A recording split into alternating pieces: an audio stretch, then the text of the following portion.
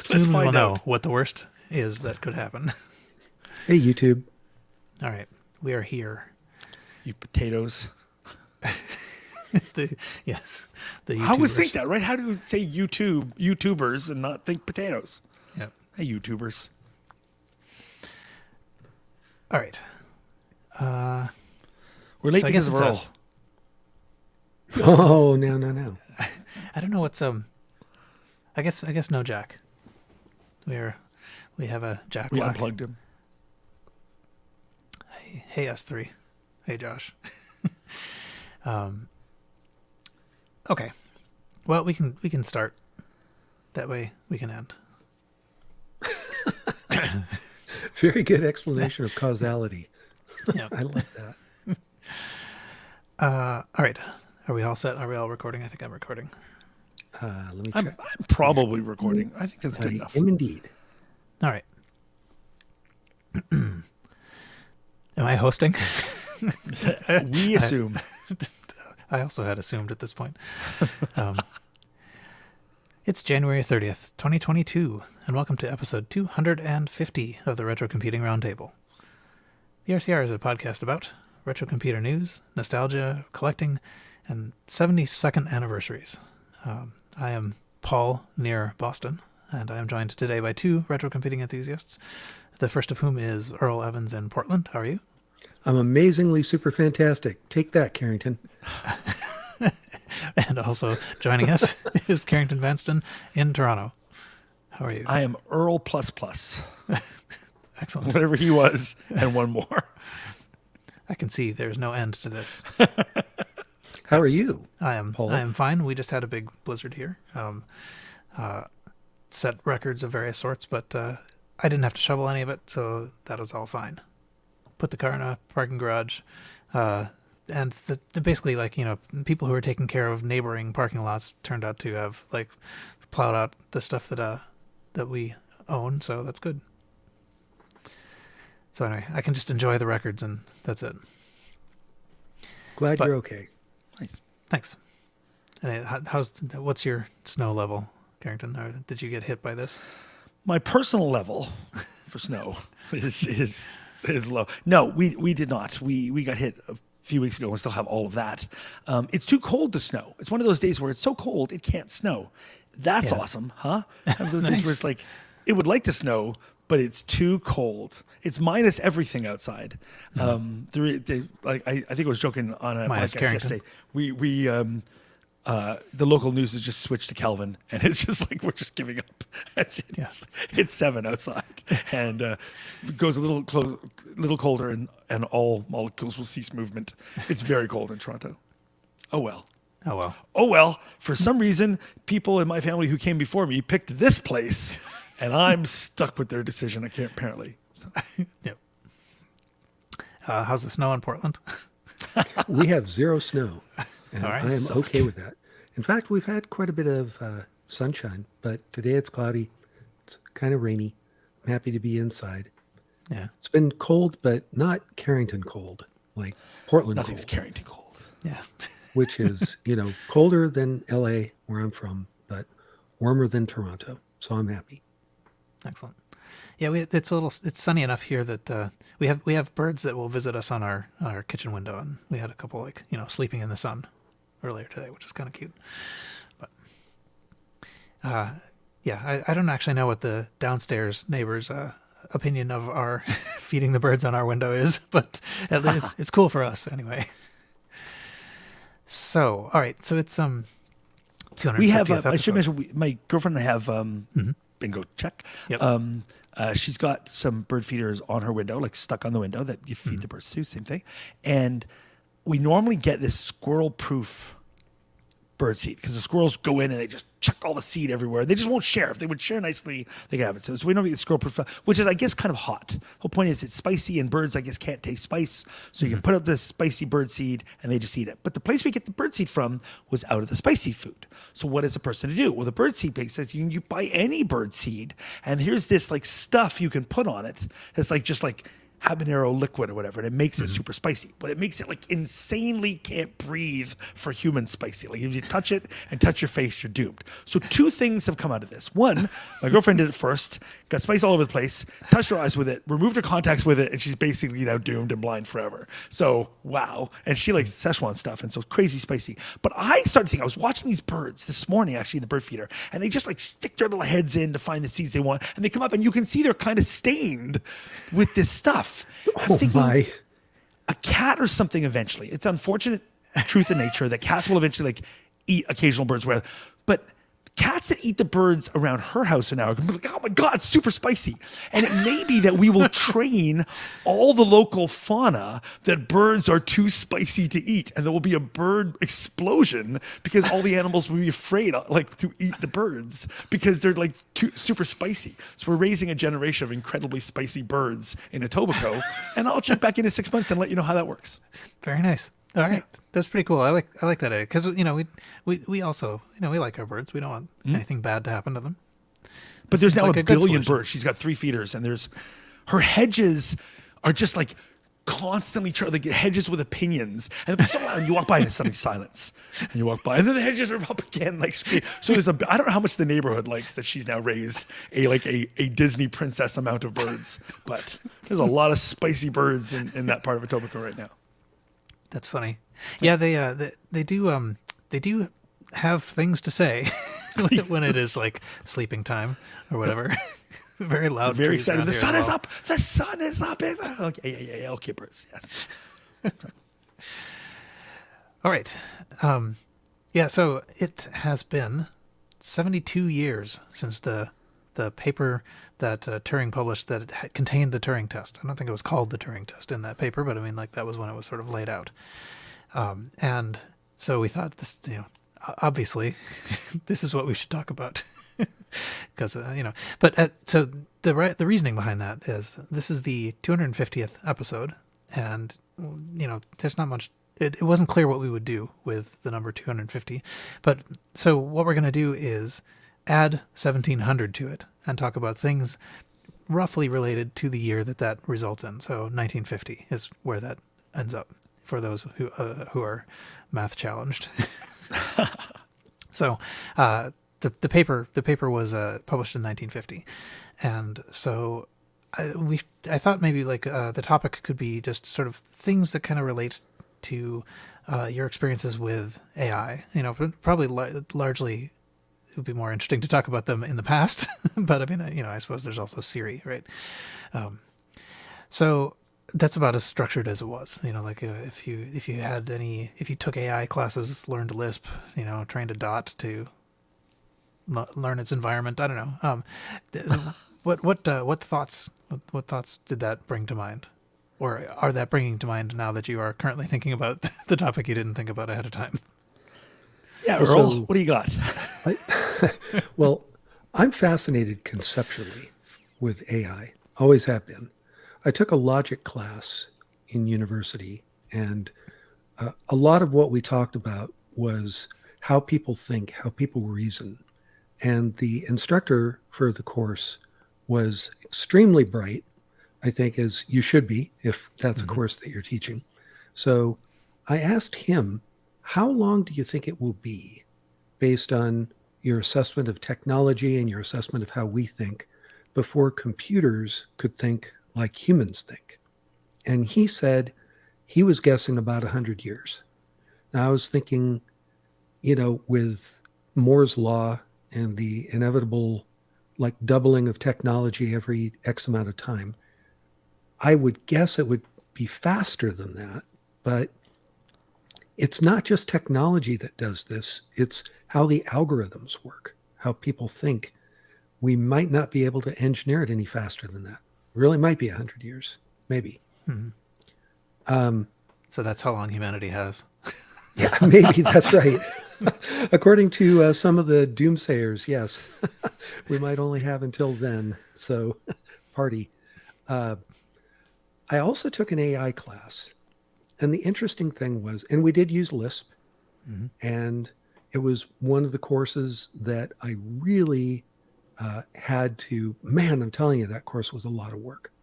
And at the end of the course, I felt like I knew some things about Lisp, but I didn't really feel like I could apply what I learned to actual artificial intelligence. Like, how do I take these algorithms and techniques and now many parentheses that I had to use in this training and apply it to some real world problem where the computer would learn something, just could never get it. So I guess the thing I want to say is it's like magic to me. It's still like magic. Even though I've looked into it, I've done some of my own study, I don't quite get how we're going to take computers and neural networks. And now the big thing is machine learning, machine learning in the cloud. And you've got cloud providers that are pushing this on everybody saying, come buy our cloud offerings for machine learning and your business can make double the profits in half the time and yada, yada, yada. And so far, I don't see businesses making double the profits in half the time with AI. So maybe it is still magic. I don't know. What do you guys think? And did you guys ever try Lisp? I took a class that gave us an overview of Lisp, but barely used anything of it. What I took away from that was for a year or so, my friends and I would say things like hungry pea, and which is why you'd ask if people want to. That was basically what I took from Lisp, was just that joke and talking that way. Movies pea. And so that's what I got from Lisp. Machine learning to me is just CAPTCHAs. Like how many things in this grid are street signs? I feel like I am being learned. Like it's like, let's teach Carrington how to tell if there's a car or an intersection in this group of things. So machines are slowly teaching me to do that, I guess. I don't have a background in AI. I don't have a background in machine learning. Been a programmer forever, but I have like no background in that stuff at all. Hardware development and AI are both kind of magic boxes to me. So they're just completely opaque. I really don't know what's going on there. So. Alas. Yeah, I know that. Question P. Yeah, no, I kind of wonder if everybody landed on that joke, but because we certainly did. Everybody, right? Just that's what, probably my professor said it, and we took it from that or whatever. Yeah. So, like, there were only two people in my class, so really, I guess we didn't. Yeah, it was extension learning, and they would make a commitment. Was that a special group? It was an awesome group, actually. It was, adults. We were working full time, going to school at night. And the university that I went to, Chapman University, said, we will make sure that we get you the classes that you need to graduate, even if there's only one or two people in the class. We're going to make that commitment to you. And They did, and they honored it. So we only had a couple people. We met at the Air Force Base.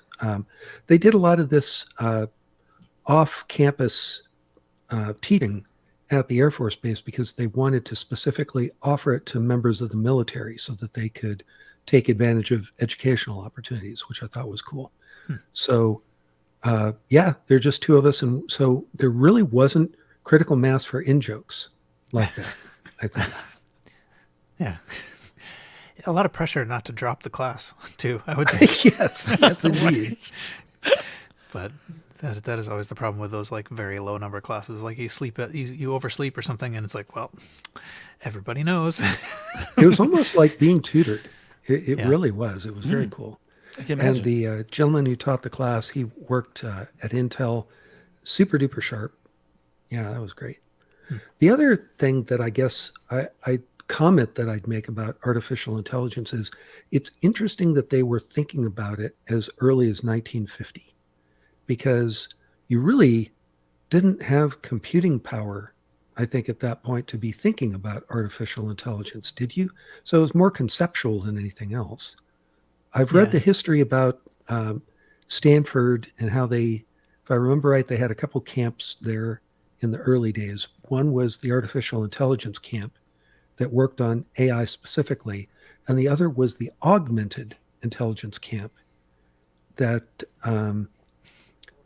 where they invented things like the mouse. And why is the gentleman's name jumped out of my head all of a sudden? Engelbart? Yeah, Doug Engelbart. Yeah. Wow. I guess I don't have enough actual intelligence.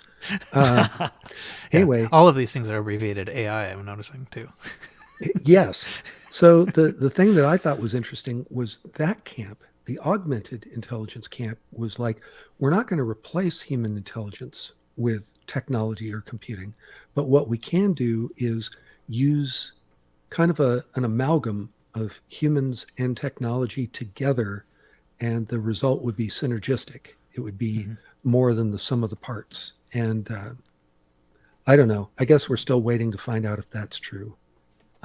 Yeah. But but the internet's a pretty cool thing, and the mouse is a pretty cool thing. So hypertext. So I guess that's all cool.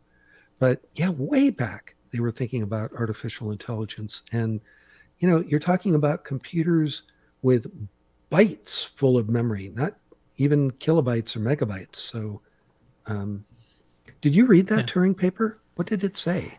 I didn't. I was thinking that as we were talking, I was thinking that would have been a good idea. But no, I haven't actually read it. So perhaps I will before this makes it to the feed. But yeah, I know that. I mean, that was the idea of AI was certainly very, very attractive to me when I was a little kid. Like that. I had my Apple II, and I think I had borrowed a library from the book. Yes, that's well done. I had borrowed a book from the library. That it was about sort of like machine learning or artificial intelligence of some kind, but it was really sort of set in a microcomputer context, and so I mean I must have been like I don't know what 13 or something like that when I was reading this, and so it had these things like it's sort of talking through the concepts of having memory that could change. So I gave this example of a dot running around learning its environment, and that was like one of the things the book was talking about. Like it has memory, but not enough to just memorize the space. So you have a little dot, and you have to decide how it's going to alter memory when it hits things, so that it will learn something. And it is learning of a sort. It isn't like take over the world kind of learning. It isn't master control program kind of learning or whatever. But yeah, I was really pretty into that. And I know there was a time, like when I was an undergrad, even I was kind of into this and thinking like, what I want to do is learn how to make a computer that I could talk to, and so that idea ended up leading me to take linguistics classes, which ended up with me doing linguistics professionally later and ditching all of this, AI stuff. But just because it turned out to be actually a hard problem, like all the things that can do it, pretty much to date are faking it. I mean, it's like so our ability to fake it has become better. It's Eliza was not bad. I guess if you can make something that, and maybe this is where the Turing thing kind of goes to, if you can make something that fakes intelligence well enough to fool you into thinking it's intelligent, isn't it actually intelligent at that point? Yep. It's kind of one of those conceptual things. Well, it's more intelligent than you. Right. Yeah, right. Well, so one of the interesting programs that we had on demo for the Apple II, and you guys probably know this because you guys are Apple guys, there was a program that would ask you a question about an animal. It would say, does it fly? You say, no, it doesn't fly. And it would say, oh, is it a dog? No, not a dog.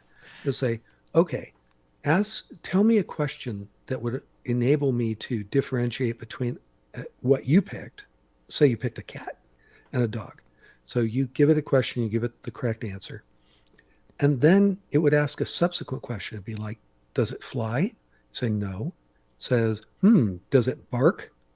And it would progressively gather more information about the animal kingdom. And by the time you were done, it could pick out, but it depended on how long you wanted to sit there and train it, but it could pick, 50, 100 animals and ask you questions until it figured out which one was which. I guess that's not artificial intelligence, but it was learning. It was gathering information, and then it was practically implementing that information. So what program was that? Do you guys remember that program? Yeah, it was called Animals, actually. Oh, there you go. Yeah. So, yeah, it's one of the I think it must be at the top, near the top of the directory listing or something. But that's how you know you're looking at a system master because it has animals on it. Okay. I want to run that again one of these days because I remember being extremely impressed by that. Yeah. back in the day. You weren't supposed to tell him it was animals. You were supposed to tell him another question he could have asked to help differentiate which disk he was looking for. That's right. Yeah. So, I don't know. I mean, it does sort of, I do get the feeling that at least at that point, back in the sort of 80s, a lot of it really was just kind of like trying to fool the user into believing, sort of anticipating the possible responses, so that you would do this with like an adventure game, right? So you would have get, but you wouldn't have take or whatever. We were slowly training the machines that humans don't lie, so that later we'll have an advantage. Right. I'm not sure that it might be sort of different with these, like once the computing power did get to the point where it could run, very fast pattern recognizers that turned into the machine learning that's done now, maybe things are actually different, because then you're not actually giving it, you're not really training it so much, you're just saying like, go observe the world. But I guess maybe to a that's the certain difference. A practical thing to go learn about versus curiosity. Is the computer curious? I don't think so. Can it help solve problems through advanced pattern recognition? That it could do really well. Yeah. I think I've noticed over the last, decade, between the advances in weather radar and the advances in computing that they use to process it, it seems like the weather prediction has gotten amazingly good compared to what it used to be. They could tell you 8, 9, 10 days ahead if it's going to be raining. Or, what's that? That you'll forget to bring a sweater. Yes, you'll still forget, but that's not the computer's fault. But the computer can analyze tons of data from the satellites and Earth stations and stuff like that, put it all together, match it up with past experience, if you will, about what happened, and then spit out a thing that tells you it's going to rain on Tuesday. It's 40% chance it's going to rain on Tuesday. And it's massive computing power to say, 40% chance it's going to rain. I could do that with a lot less computing power. Yeah. Well, that's actually one of the things I was thinking about is that, in the context of what we talk about here, all of that kind of stuff is pretty far out of reach. I mean, like, what was kind of interesting about the AI attempts in the 80s or whatever was that you really didn't, you had to fake it because there was just, you couldn't simulate a brain. Right. So you had to try to figure out like what shortcuts would work that would allow this not to take 3 days to get from prompt to response. So yeah, I think Curtis in the chat kind of summed it up. At best, I think the current status is targeted AI, can do artificially intelligent things on a narrow targeted scope, but not dealing with things completely outside the AI's wheelhouse. So right. It's you get a Roomba. Right. Vacuum wise, but is not going to go on a trip. So you come home, there's a note Roomba from the won't Roomba. pack your bags. From the Roomba, I've decided to go see Asia. Yeah. Yeah, although I think that's kind of been that. I mean, this targeted AI thing has been kind of the way it's been almost from the start. I mean, there's some early work about sort of like meaning processing that used scripts. I think it was what's his name, Roger Schenck was the guy who's associated with this. But so there's and there's the example is always the same. It's like a restaurant, and the certain things happen in a restaurant, and so it can know what to do in that situation, but it can't handle an emergency like blizzard or something outside. So yeah, and expert systems was brought up by Super Grover in the chat, and I'm wondering. I mean, I don't actually know what the relationship is between the current deep learning models and the neural net expert systems, but I think it's just a matter of degree. That the early neural nets were just more simple networks, and the deep learning systems now are the same as the neural nets, except just like extruded. Yeah, expert system. I think the whole point was with an expert system, you're giving it its expertise. Like you enter all the inputs, you put all that stuff in there, and it says, okay, now this is now an expert system. Versus like machine learning and all these other things are like, no, we just let it loose and let it learn. Right. Yeah. I mean, I think in all of these cases, I believe that it's still the case that it's not entirely unguided. Like it does have to know under these conditions this is the right answer. But I mean, like, so the expert systems at the beginning were really like, if you have these symptoms, this is the diagnosis, and it gave you feed it a whole bunch of this medical data, and then later on it can intuit based on the symptoms what the diagnosis is. The idea being that it's like like what an expert physician would do. I mean, like that they no longer actually just go through a checklist in their head, but they just know what the answer is, and that's what the idea is supposed to be here, is that this expert system will just know what the answer is. And it's funny because you don't actually, like, if you have put this together, you don't have any idea how it's arrived at that answer. Right? It's way too complicated. Mm-hmm. It's just weights and connections and stuff, and eventually it was right. Or it's either right or it fails in some spectacular way that is unlike any human, which is also funny. But all right. So how's that for the Turing test? We feel like we're 1950 experts. covered. Done. Turing.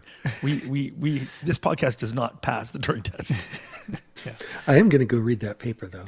I'm interested. I imagine the writing may be somewhat terse and academic, but I think it's still going to be. How long is it? Don't know. Who knows? I will go check it out. If it's 100 pages or less, I will read it. If it's more than that, then the jury's out. Yeah, I mean, my guess is that it is this. Part of it is mainly philosophy. Like since it's too hard to define what intelligence is, we will just have a kind of a functional way to determine it. So sometimes they do that.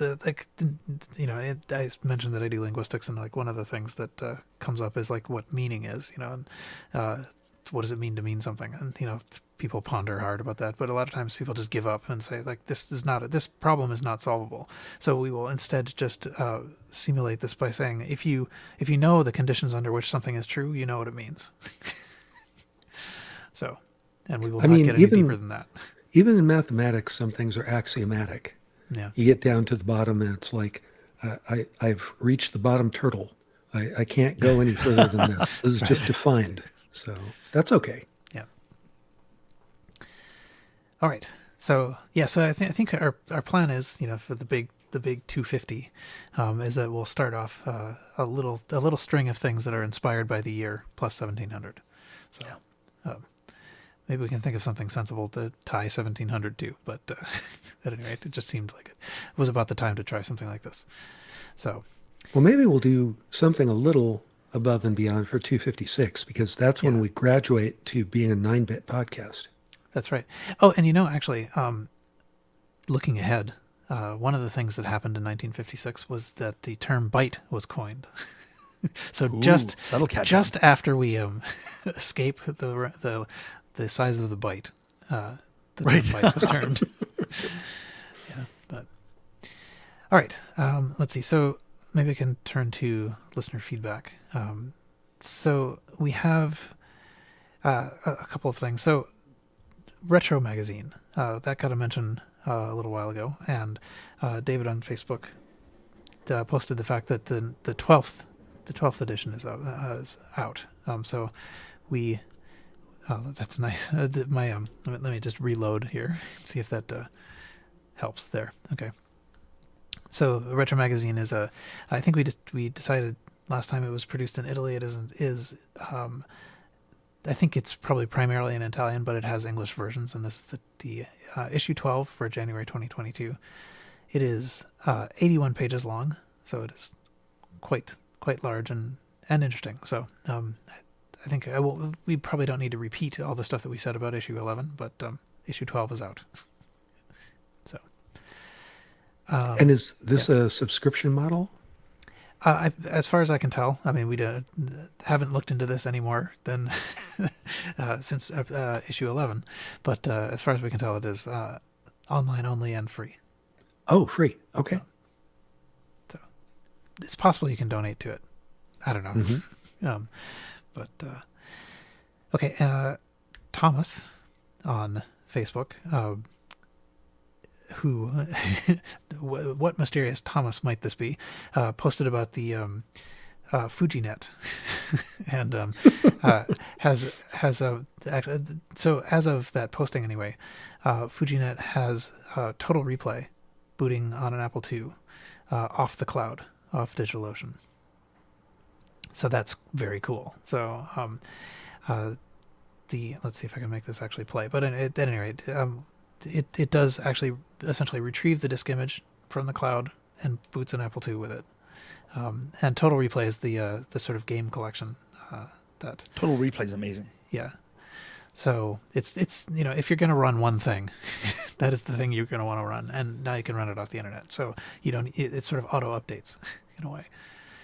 So that's a leap and a bound. It is both. It is both of those things.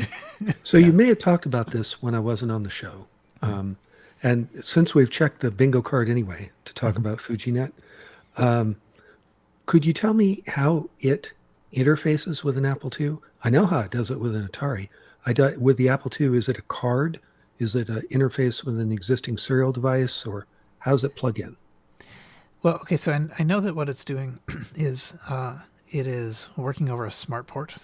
So I think what that means is that it'll work on a Apple IIGS or a 2C+ that has one built in. And I think it will work on a slotted Apple II that has a Lyron card, or one of the Yellowstone cards that's coming out.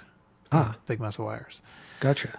So it might be possible with modern stuff to buy the things that you would need to get to this point that you're showing here.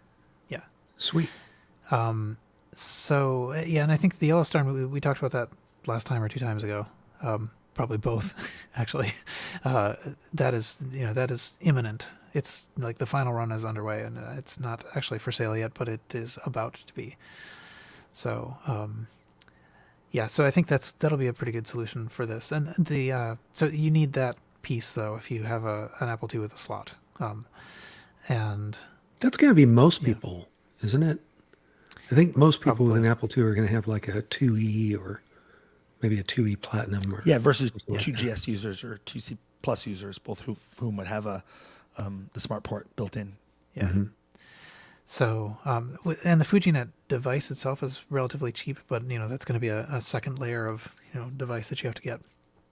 Still, The whole thing is not too expensive, and the idea that you can just run disk images off the internet is pretty amazing. And it does other things as well, but that's sort of like the prime thing. But that said, like there are currently a lot, just so people know, in case you're trying to get something, there are tons of devices right now you can get relatively cheaply for an Apple II, slot Apple II or whatever, that will just take a SD card, what have you.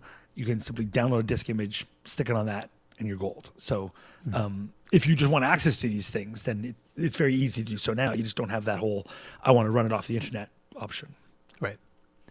Oh, and actually there's one other, I've never tried this. I've been meaning to think about it at least more seriously than I have, but there's another option which is essentially to you replace the ROM on a printer card. I think we may have talked about this. It's called Soft SP for Smart Port, Soft Smart Port. But you take some kind of host card, like a printer card, which you're not going to use anyway because printers, who needs those?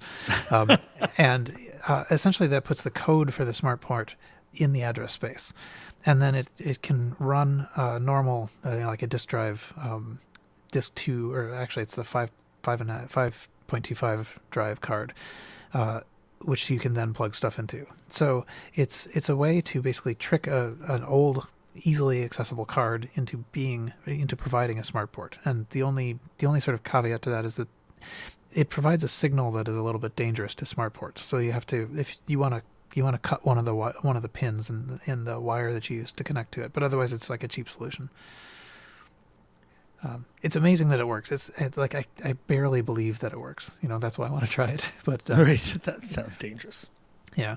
So the printer card just acts as a host. I mean, it's basically like a socket that you can put this ROM code in. So anyway. that is that. And it is possible to use that to run a floppy EMU, for example. But again, you want to cut that wire because otherwise you're gonna eventually fry your floppy EMU, because it basically provides power on a pin that you don't want it to provide power on. Mm. All right. Okay, so the next thing we had, Tony wrote over email to talk about it's a Kickstarter for the Commodore Computer Museum. Did you guys see this? No, I didn't. What is this? I'm so interested in Commodore stuff. Yeah, exactly. No, I am actually interested. What is this? Well, this is in New Zealand, so you're safe from it, I think. Excellent. I like my Commodore stuff to be the opposite, and the antipode for me, wherever I am, is where all Commodore things should go. Excellent. Right.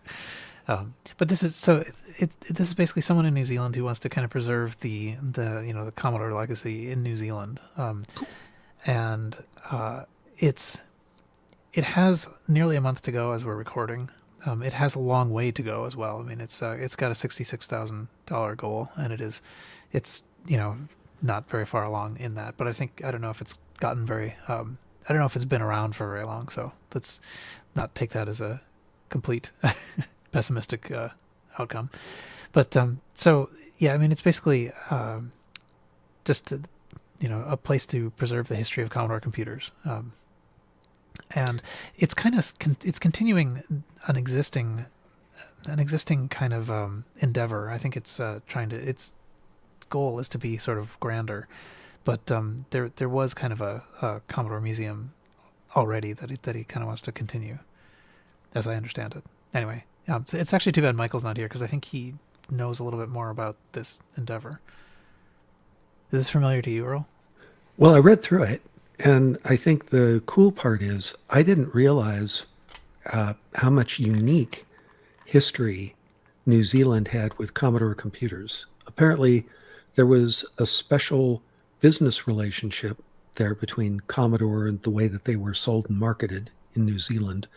And also, it had a huge impact on agriculture in New Zealand. I think what you're kind of lingering on right there on the Kickstarter site, thousands of New Zealand farms were run on Commodore 64 and Commodore VIC-20.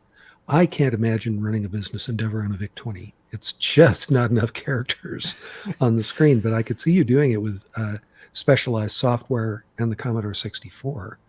And they also mentioned that hundreds of pharmacies in New Zealand were run on a Commodore 64. Oh, interesting. Mm-hmm. And I just never saw that kind of uptake in the business realm in the United States. No, nor here in Canada. And Commodore was essentially a local thing here for Toronto, but I remember that.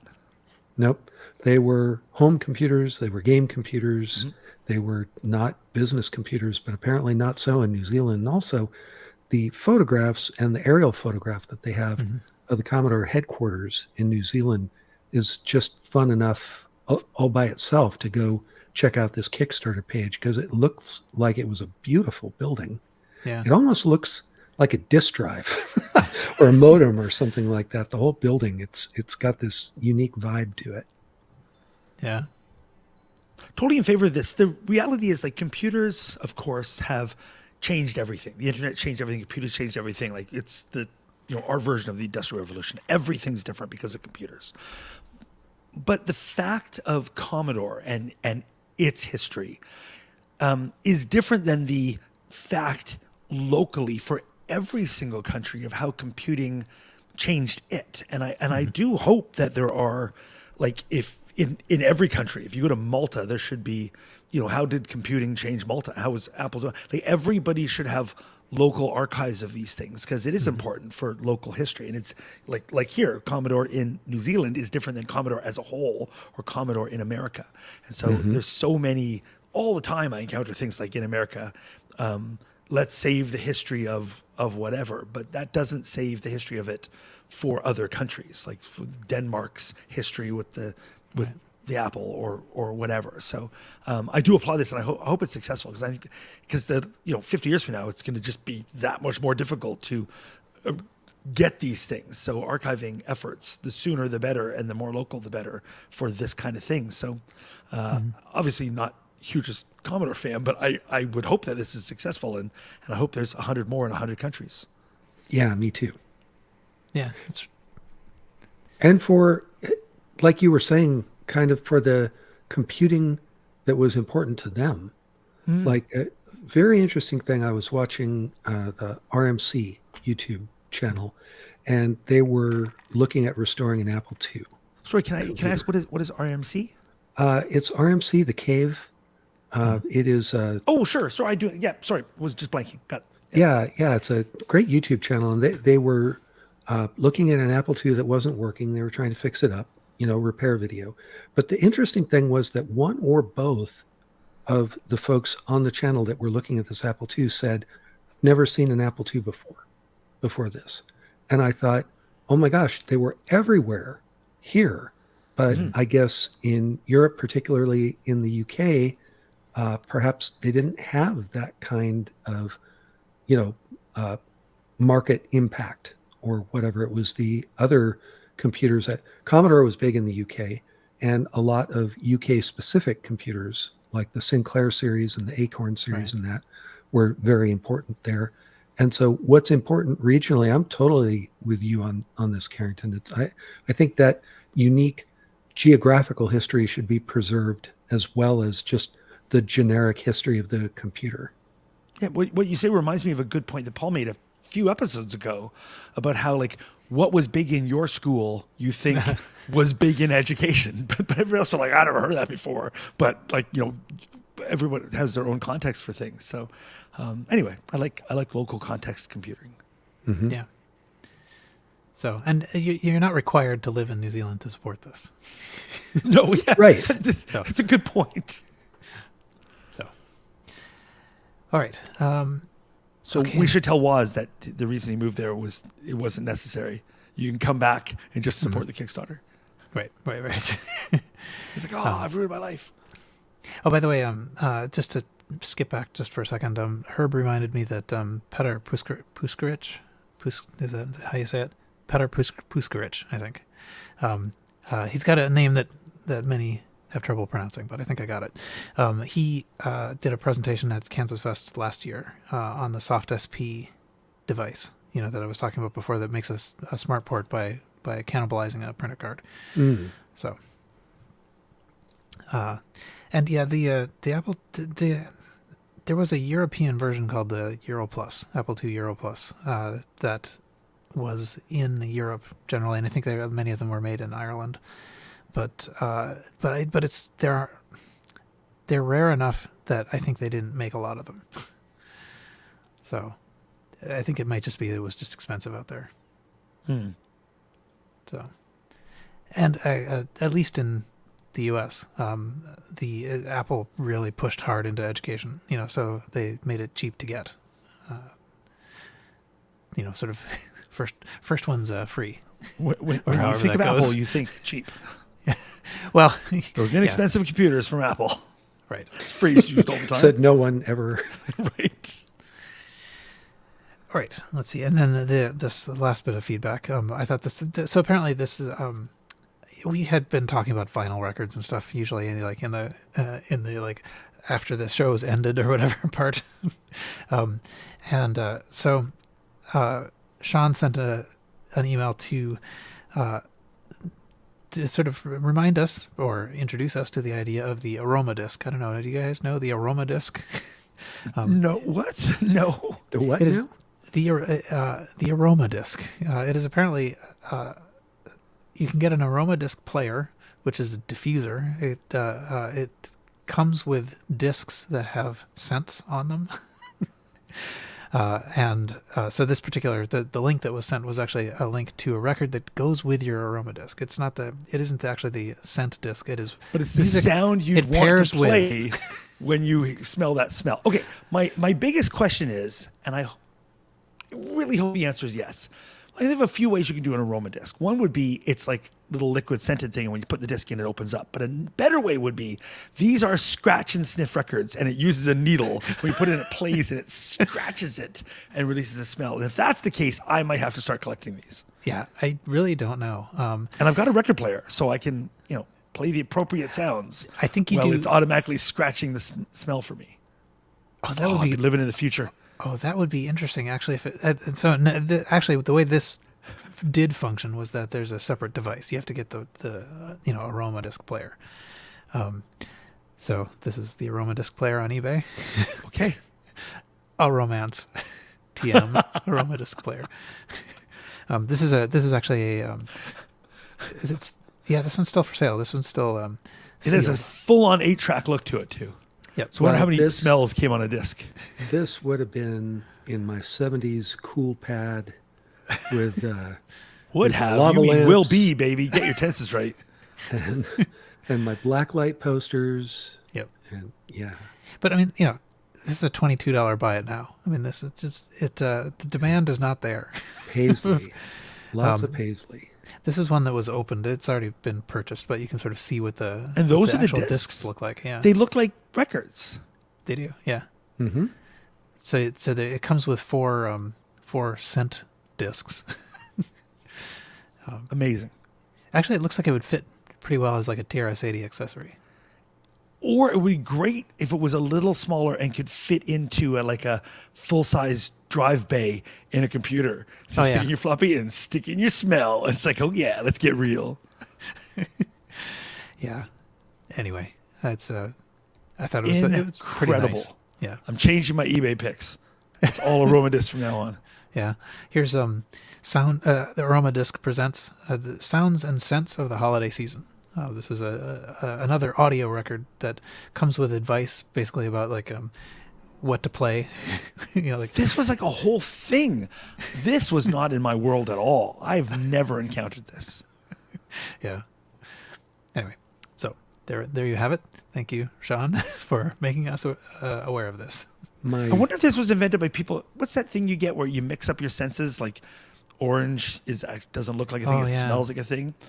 This must be for people with that. Could be. Let me put on the smell of pine. Anyway, yeah, I think it would be amazing. It would be pretty interesting. It does seem like it might actually be a device that exists out there somewhere that has the sort of component bits of smells that you can mix together and could take digital input to tell you what ratio and that sort of thing. Oh, sure. Right. Okay, cool. It must exist. So you could program smells? I'd be hacking my sister's, your room's going to smell like fart when I'm done. Go. Yeah. That one was probably a preset, demo one because everybody wanted that's the only thing anyone wanted to do. And I know what sounds I'd put on the record to go with it. It'd be great. All right. Anyway, that's probably good enough for the feedback. And we can now move to items of interest and news, and Carrington's is the first of those. I think I'm first, but I'm unable to share Windows because new computer, and it's telling me I have to restart Chrome to give it permission to do everything. I'm like, come on, man. But my first pick is a nice easy one. It's an Ars Technica article. It actually came out a while ago, but it's been updated, and I find it interesting. So it's the title is How the U.S. Census Led to the First Data Processing Company 125 years ago. Doesn't mean it led to the first computer, but it's an interesting thing. So the 1890s census in the States, like most census, people were dreading it because it takes forever, and it's a very error-prone thing to do. Get everybody to say, I am this, what, and then you got to fill out the census and do it by hand. There's lots of mistakes. And so the census itself led to the invention of the punch card reader. People were already using punch cards. So punch card readers were invented after punch cards. Punch cards weren't invented to be a computer thing. So way back in the 1800s, punch cards already existed. People were punching things. But a punch card reader, the idea of having a mechanical way to feed in a bunch of punch cards and then use that to tabulate data, to calculate things, was new and was invented for the census. So the 1890 census was the reason that this was invented. And so the census led to the invention of punch card readers, which then led to the idea that, hey, we're already storing data on punch cards and reading them in. Maybe that can be changed over to be a digital thing. But it all starts with pre-existing punch cards, then the 1890 census. And this is just an article doing an overall, like a bird's eye view of that. Yeah. It's pretty cool. And actually it's somewhat prescient, I guess, in a way, because eventually, as you scroll through the article, you will get to the point where in 1951, they got the first UNIVAC. That's where the first UNIVAC was delivered. See, there you go. So we'll talk about it next It time. all ties 1951. together. Very That's cool. it. Just a nice article. I don't think we talked about it before, but it's actually like an older article. It says from 2019, but it's been updated with a bunch of new info and a bunch of new links. So there's links to Hopper, there's links to Hollerith, there's links to pictures of the photos. So you can use this article as a jumping off point for a bunch of different things. And I thought it was well written. I like it. And I just like the whole topic. So that is my first item. Very cool. Early punch cards were on looms, weren't they? For some reason, I'm remembering right. the Jacquard loom. Right. I'm Instructions. probably like I've been called crazily mispronouncing that, but I think that's looms? right. Loom. Okay, it's not in this story, but Well, write your own story. This one's mine. all right. Yeah, and so some of the things that were showing up in the comments were reminding me of something that I just wanted to put up here. So I think this actually is appeared it was mentioned in the previous episode, which those who are following along live won't have heard yet because it hasn't hit the feed, unless you listened to it when we recorded it, I suppose. But last time Beagle Bros came up, and like they have these funny things on the back of their discs or whatever, but they're also sort of like a whimsical company. And I had referred to this is it's like a where is it? I'm trying to get there. Search for Uncle. Okay, here we go. Ask Uncle Louie. So this is a little this is in a catalog, but it's largely just comedy. So this is a portion of it called Ask Uncle Louie, where it's questions and answers or whatever. And one of the things that's here in the corner of the page, it says tip. It says call 1. It says this tip doesn't always work and it could be dangerous. But instead of typing call -151 to enter the monitor, type call 1 instead. If it works, you crash into the monitor. So I thought that was the source of the thing that I mentioned last time. But the thing that reminded me of it was question. Dear Uncle Louie, when I bought my Apple last summer, I typed in that little 10 go to 10 program from your column. I typed run like you said, but nothing has happened so far. Please explain this to me. Anyway, yes, please explain this to me. I would like to use my Apple for other things. Oh, when you answer, please don't use computer ease, as I am a total beginner. And then the answer is blank.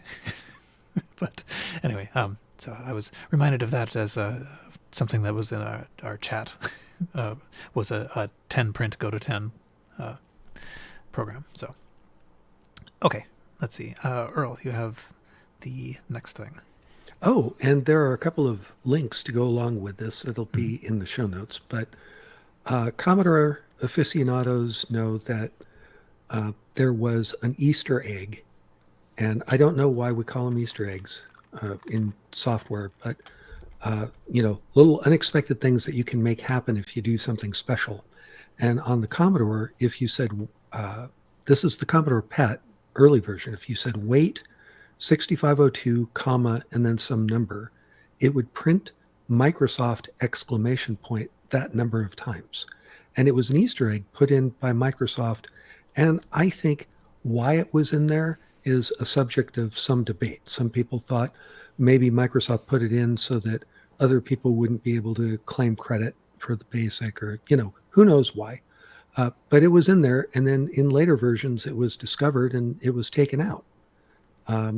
So Leonard Trammell, son of Jack Trammell, was apparently, as he tells the story, he was at a trade show. And Bill Gates came walking up. And they had pets on display in the Commodore booth at this trade show. And Bill Gates had an entourage with him. And he walked up to the pet and he typed wait 6502, comma, some number. And the computer just hung.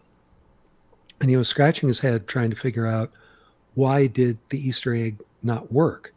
And Leonard Trammell kind of, took him aside and said, oh, yeah. We found that Easter egg and we took it out, which is why the computer hung. But he realized, Bill Gates was trying to impress the entourage of people that he was with. So he kind of, helped Bill Gates save face. And he said, yeah, we're we're, very proud to be partnered with Microsoft on this computer language, blah, blah, blah. And then Bill was happy. But the title of this article that Leonard Trammell wrote was If Looks Could Kill. And I think the idea was when the thing didn't work and he's like, yeah, we took that out. Apparently, at least from his facial expression, Bill Gates wasn't very happy about that being removed from their BASIC. So I thought that was just an interesting little legacy. And, and part of what I thought was noteworthy about this was later, if I remember right, the U.S. government said, we can't have Easter eggs in our stuff. We prohibit undocumented features from being in software that we purchase for government use or something like that. There was a law. So Easter eggs that things had in them, like at one time, do you guys remember this? I think Microsoft Excel had a flight simulator in it. If you put the right stuff into Microsoft Excel, you could actually get it to drop into a low function flight simulator that was halfway kind of fun. But yeah, you couldn't have that. Strong praise. Yeah. So you couldn't have that for government work. But I thought this was kind of funny. This was, one of those moments in time as remembered by one of the people that was actually there when it happened and, a noteworthy person in computing history. So fun story. And if you go over to the other link that we'll have on pagetable.com, there is an exploration of this variations on this particular Easter egg in a number of 8-bit basics on Commodore and on TRS-80 color computer. So I thought that was kind of a fun read too, and really well researched. So I think that'd be fun for folks to go have a look at. Yeah, it's fun to try this out. This also exists in the AppleSoft BASIC on the Apple II. It's a little bit. There isn't anything quite exactly like this, but the string Microsoft exclamation point is in the ROM, sort of hiding after. I think it's like trigonometric tables or something. If you know where to find it and you know how to sort of do the right XORs to get it out, it is in there, and so it's kind of funny. I mean, particularly given how tight a lot of the monitor code is, it is a little silly that those bytes were wasted. But yes, yeah, because they were looking for every single byte back then. Yeah, very cool. Yeah, the page table exploration is also very nice. This is the guy. I think pagetable.com is also the. We talked about his like ultimate disk drive talk or something like that. I think he. He's is also it the one behind the Commodore 1541 talk that we talked about recently, or something else? It wasn't the one where you're building a new one out of a sort of like new. No. The one drives. where he describes in excruciating detail how the 1541 works and the legacy of disk drives and tracks and sectors. Yeah, I think I'm pretty sure. Yeah, here we go. Ultimate Commodore 1541 disk drive talk. Okay. Yeah. So, I don't know if that's. I mean, it seems both of those things are great, and it turns out that they are both the same person.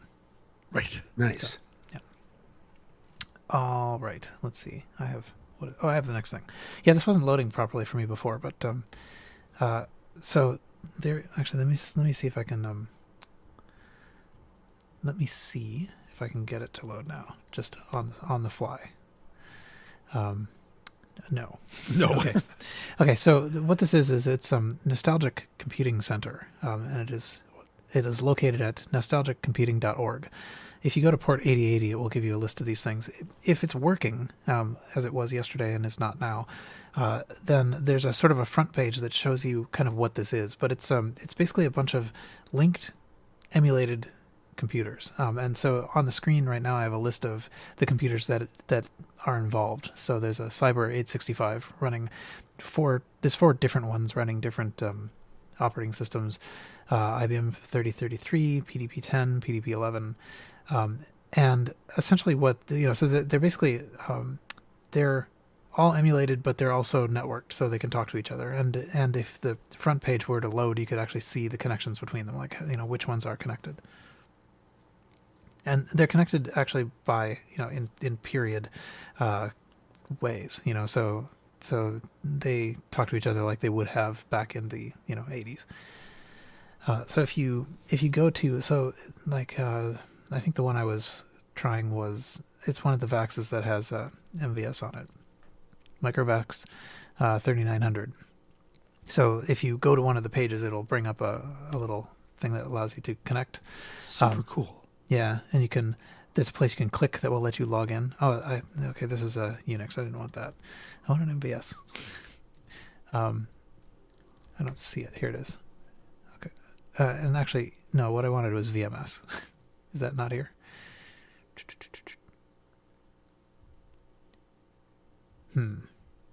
One of the, because I actually went, here it is. I went to look up the commands for VMS because I used this in college and I had totally forgotten how any of it worked. But yeah, this is it. Does that say version 4.7? It does, yeah. Interesting. Is that because Kay scanned a ton of VMS manuals that I had that I got over to him, and I could swear that they were 4. something. You might actually be able to find manuals on archive.org for this particular version based on that. Cool. Or a version that's very close to it. Yeah, so I really did not remember very much VMS. But I guess if you want to change directories, it's set def. And there used to be a games directory. Maybe I'm looking at something slightly different, but I don't see it here, so... Yeah, okay. Well, anyway, whatever. I was able to play Star Trek yesterday, and maybe you, again, will be able to play Star Trek in the future if you log into the correct machine, which I apparently have not done. But anyway, so try it out if you're interested, and if you really want to get into it, you can actually network between these machines. This is the one. There we go. This will have games on it. Set def games. Set def trek, and then there'll be a basic program in here that you can run. So basic run samtrek1, and there we go. So there's probably easier ways to play Star Trek. Love it. But so that's it. Check it out. By the time this hits the feed, maybe the internal error on the web server will be solved, and you can see the topology that I was talking about. Hopefully, I didn't break it when I was looking at it last night. Way to go, Paul! But anyway, yes. So very neat. I'm glad I came across it. I think it will be fun to play with. So it turns out that the VMS manuals that Kay scanned were version 4.4, which is probably going to be pretty close to totally useless. Way to go, Kay. Excellent. One of our hosts is in the chat. Hello, Michael. Oh, look at that. Hi, Michael. Yeah. We were talking about you earlier. Now you're going to have to wait for the show to go live to know what we said. But it was all good. It was all good. Yeah, it was good.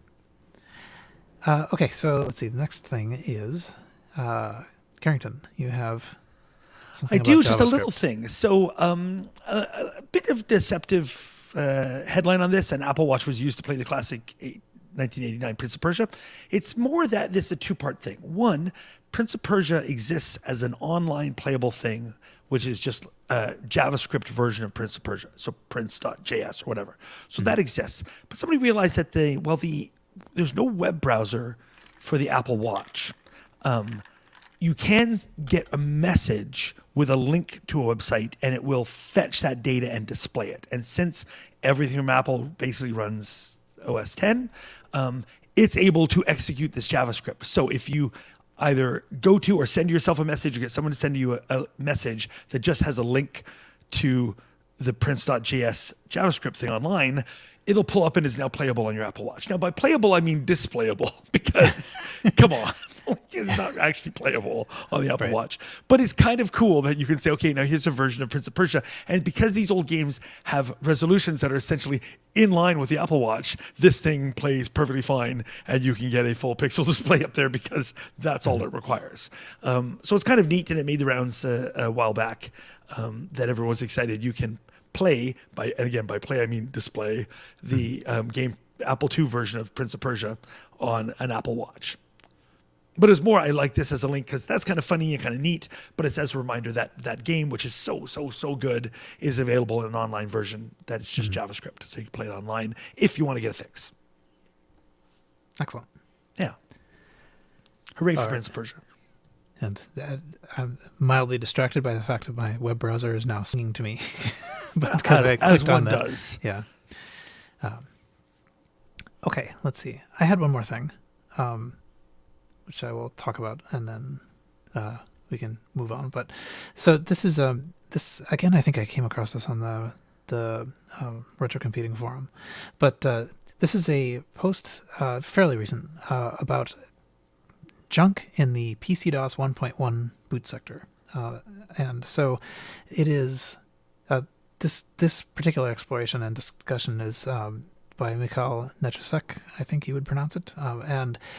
So he basically goes through and talks about, if you were to try to disassemble the boot sector on PC-DOS 1.1, you will notice that there's some stuff in there that doesn't do anything. It's not accessed. It just looks like it's sort of garbage. And the question is kind of like, why is it there? What is it? What is its history? What have you seen? Bytes.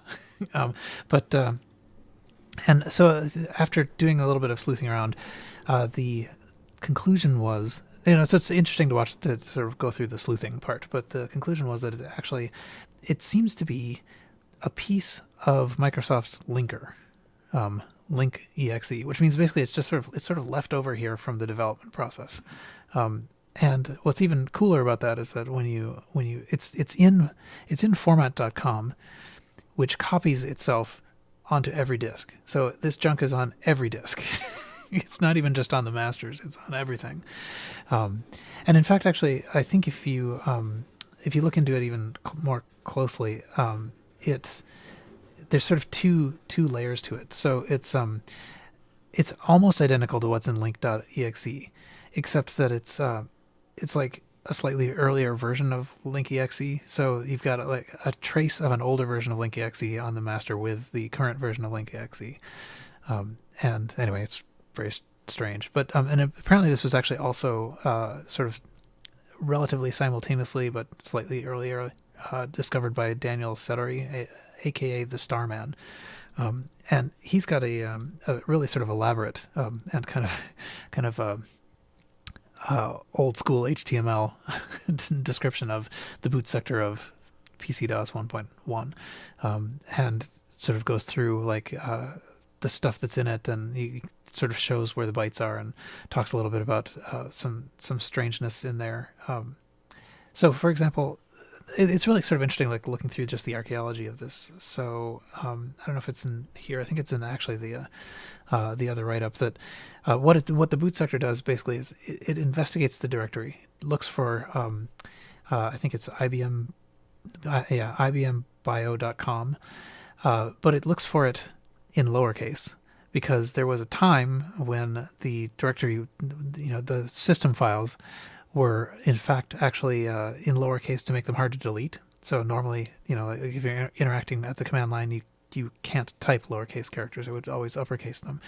But then they changed it and added a system flag, so then that was no longer necessary. And anyway, there's a full history in here that's pretty interesting, and it's kind of beyond my experience. Like, I know enough about DOS that these terms are familiar, COM and EXE and that sort of thing, but at the same time I never was at the machine level of it. Like looking at the code in the boot sector is something that's sort of beyond me, but it's sort of pointing out that the boot sector actually has a pretty strange weirdness in it, in that these file names that it's looking for, IBMBio.com, they're both they're 0 terminated, and they end in a character with a high bit set. So 2 ways that you can talk of ending a string.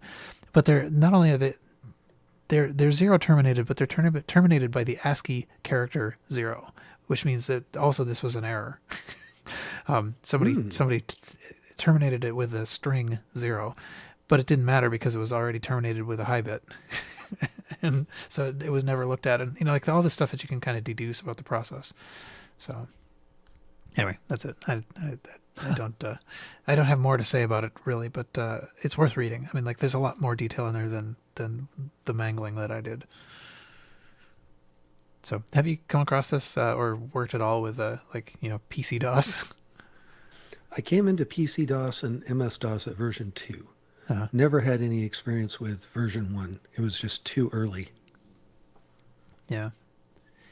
And there's actually some interesting stuff if you look at there's some sort of like disclaimers and warnings about if you're trying to use modern, even slightly more modern than PC DOS 1.1 machines to read it. It's a problem because the essentially everything after PC DOS 1.1 would treat these as unformatted or improperly formatted and can't read anything off them. So anyway, okay, cool. That's it, I guess, then for the items of interest and news. And now a word from our sponsor. PC DOS 1.2, the better one. All your disks are empty. Trust me. Yeah, I don't know if 2 was when they added subdirectories. This is beyond me. Did CPM? I thought that is when they added subdirectories. Okay. Was DOS version 2. I'm flat file system all the way, Ben. Subdirectories, who needs them? Yeah. Whatever. That means you have too many files. I'm a minimalist. It is funny, like these things, the little cruft that's left over because nobody cared because it didn't matter, Mm-hmm. But the fact that these bytes are on everybody's right disk. Hilarious. That's really funny. Yeah. Okay, let's see. Let me start closing windows here. Maybe I can make Prince of Persia sing to me again. Okay. You can do it. I'll send you a message with the link. You just open it up, it'll pop up in your watch and start to sing. Yeah, there was I mean we all remember this I think, but there was some like iOS bug or whatever that you could make people's phones crash by sending them some particular fancy character from Tamil or something. This is the new way to do that, but It's Persia. The worst ways to go. Yeah. Okay, let's see. I will resume here, and we're back. So the host's retrocomputing gift idea this time. Actually only just came to my attention just today. But I think it's a really cool thing, which is this is the Meow Toast Rev 2 half AA battery replacement. And what it is basically it's an adapter that lets you put what do you call it? One of these what is it? What is the C number that this is? I'm going to say C is what everyone knows is batteries. Yeah. Yeah. So it lets you put a little disk battery in place of a half-inch AA battery, which is what all the old Macs used for their battery backup, and probably other things. I think the Next also had that in it. Yeah, my iMac G4, I had to get one of those. Since I was replacing the stuff inside anyway, so might as well get one of those. And they were available. I went on Amazon and I got a half AA, and so it wasn't a big deal. But this is much nicer and better for a long-term thing. Yeah, because it's not the nice thing about these little disk batteries is they don't melt and destroy everything when they run out. I like that feature. So, and also if you've broken the lid on your, these on the Apple boards anyway, these things were encased with a little snap-on top. That snap being the operable word there. Right. Yeah. So when it snapped off, it snapped in half. But at any rate, yeah. So you may well have broken this as you took it off to replace your battery, and you can get a purple one if you want to go with your. I do want to. This is great. Yeah. This is fantastic, and those batteries will be easier to come by long term. Yep. This is fantastic. I like this a lot. Yeah. So just a little adapter to use those instead. Amazing. Yep. So this is it is a 5-pack. It is for some reason is listing it in Canadian. As it currency for me. should. So it God is bless the Queen and all that. 1666 Canadian dollars for a 5-pack. Yeah. The other news today was Canada took over the U.S. and now you have to use our money, and we're sorry. Yeah. That last part wasn't news. We're just sorry. Yeah. It took me a second. It took a second for that to register. In fact, with me. But anyway. Okay. So anyway, it's a nice cheap little thing. Particularly if you are doing anything that is Apple or Next related, this is probably relevant for you, and you probably want to do this. You want to get the batteries out, but if you don't get the batteries out, you want to put one of these in instead. Well, you want to get the batteries out, but also computers run better with the batteries. Like they're in there, and it's better. So this is great. If I had known about this when I was going into the guts of my G4, I 100% would have used one of these instead of giving Amazon some money and getting a half AA. So this is fantastic. Yeah. I like this thing, and I want one. Yeah. Yeah, I did exactly the same thing, and I guess they still make them. The ones that I got, they do at least have modern dates on them. The real. So did mine. I was wondering if I was going to get an old battery or whatever, and I got one that looked like it was a recent battery, but I didn't trust. I'm like, half AA. What is this little tiny thing? I would trust this kind of battery much better. So watch batteries for the win. Cool. Yep. Very cool. All right. Excellent. So when you're done, actually these are low. They're low in stock. So it's a 3D printed thing. So is it really? Yeah. So yeah, hopefully there will be other runs of this due to the great rush and demand that RCR 250 has caused. Exactly. We're going to send floods of people in to get these. Right. Well, I'm going to get one, so I'm going to send floods of me in to get one. Right. And I ordered mine before I mentioned this on the podcast. So and that's why it's low stock. Yeah. Okay. Anyway, so now we can move to eBay auctions, and Carrington, you have the first of those. I do. I've got the first two, and they're both related. I've decided to think about the West Coast Computer Fair recently. Everybody knows West Coast Computer Fair. I don't know if, Paul, you can bring it up for people watching at home because still can't share things. On it. Yeah. So a couple of items here, and one interesting and one really interesting. So this interesting one is 1988 West Coast Computer Fair program book. So it's kind of cool. You can look through a program, and if you're a collector of this sort of thing, it's $48, which, my gosh. But I can see this being a thing I never thought of collecting. You collect magazines, collect posters. I never thought to collect, I wouldn't collect, but other people might collect programs from computer fairs, from computer things. And so get all the Macworld programs, what have you. It would tell you what merchants are there. It'd be really interesting to see the keynote speaker. Is really interesting to see who's advertising in it and what have you. So kind of a neat thing. So I'd like this as an item. So I found this by searching for West Coast Computer Fair on eBay, and then this one popped up. And so it was just the first one I saw. So I'm like, what the heck? But it's a buy it now of $48 US. This is still in US currency, even though you're switching over to Canadian shortly. Right. So neat. I don't know if the programs, I have no idea if these are rare, if these are not rare. Is it easy to come by these things or not? It's not like it's from the first West Coast Computer Fair, but right. Whatever. This one's 13th, number 19th, I think. Yeah. So 1988, so it's the 13th one. So it's interesting, and I thought it was neat because I hadn't really thought of it before. But my second item is the cool one. And I was tempted to just buy this rather than put it on because it's a buy it now of $2.39. Come on, I should have just bought this. It's a button. Buttons are so much more fun. So it's a button from the 10th West Coast Computer Fair.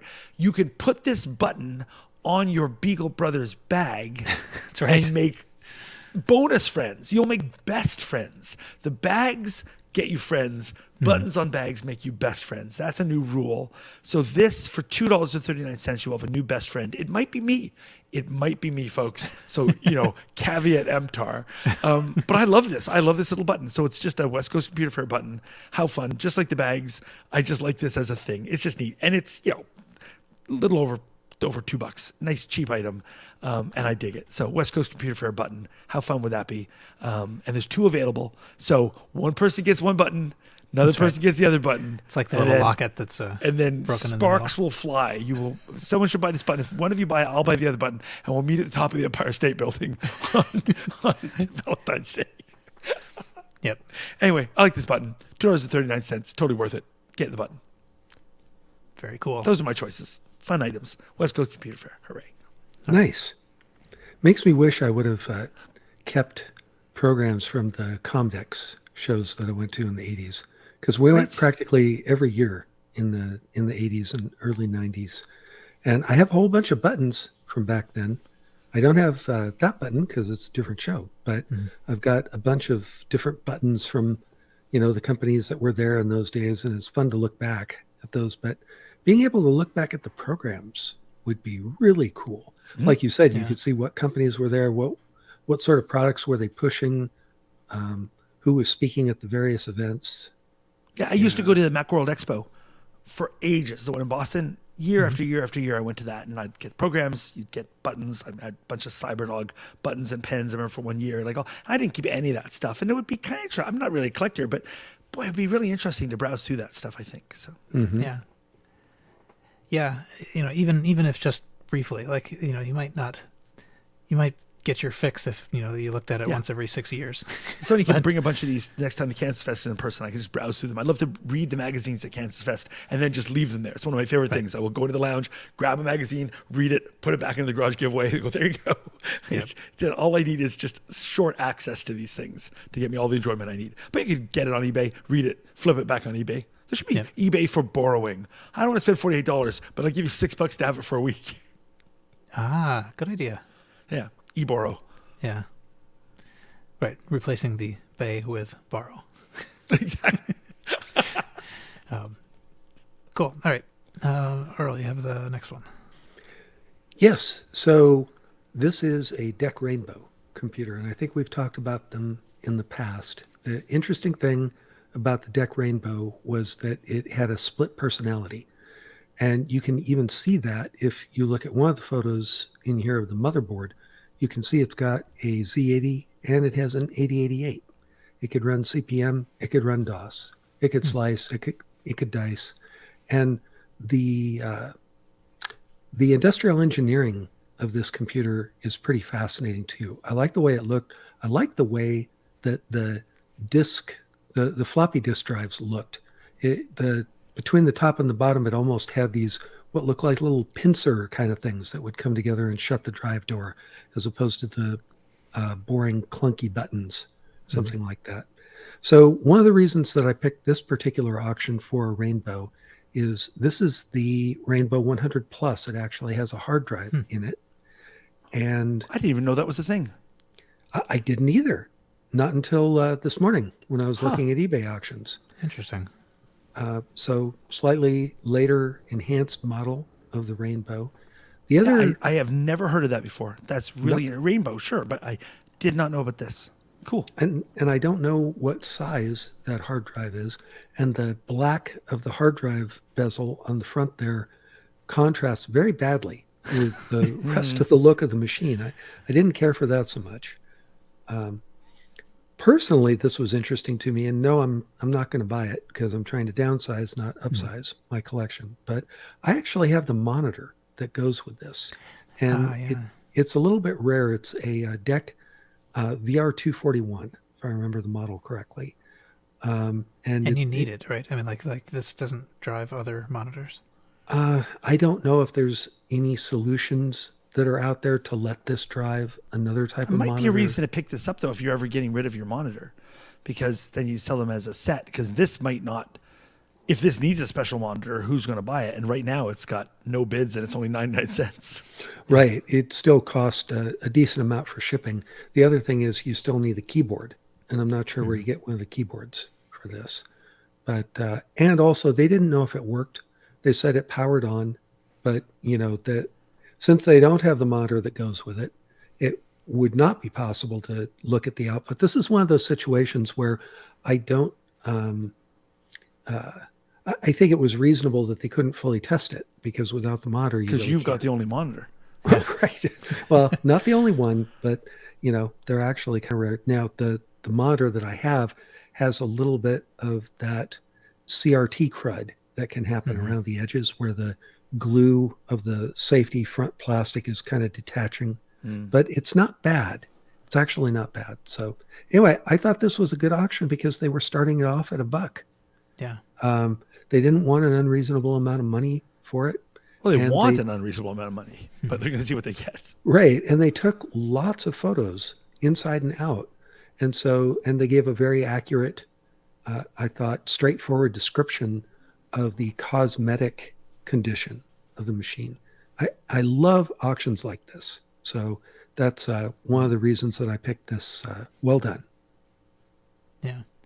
Is it the case? I have this vague memory that it's actually hard to format disks for this drive. Like, now that I'm saying this, I'm not quite sure that I believe it, but that the drive itself couldn't format disks. You had to kind of get them pre-formatted, and you were sort of in trouble if you erased them because you couldn't reformat them with this drive.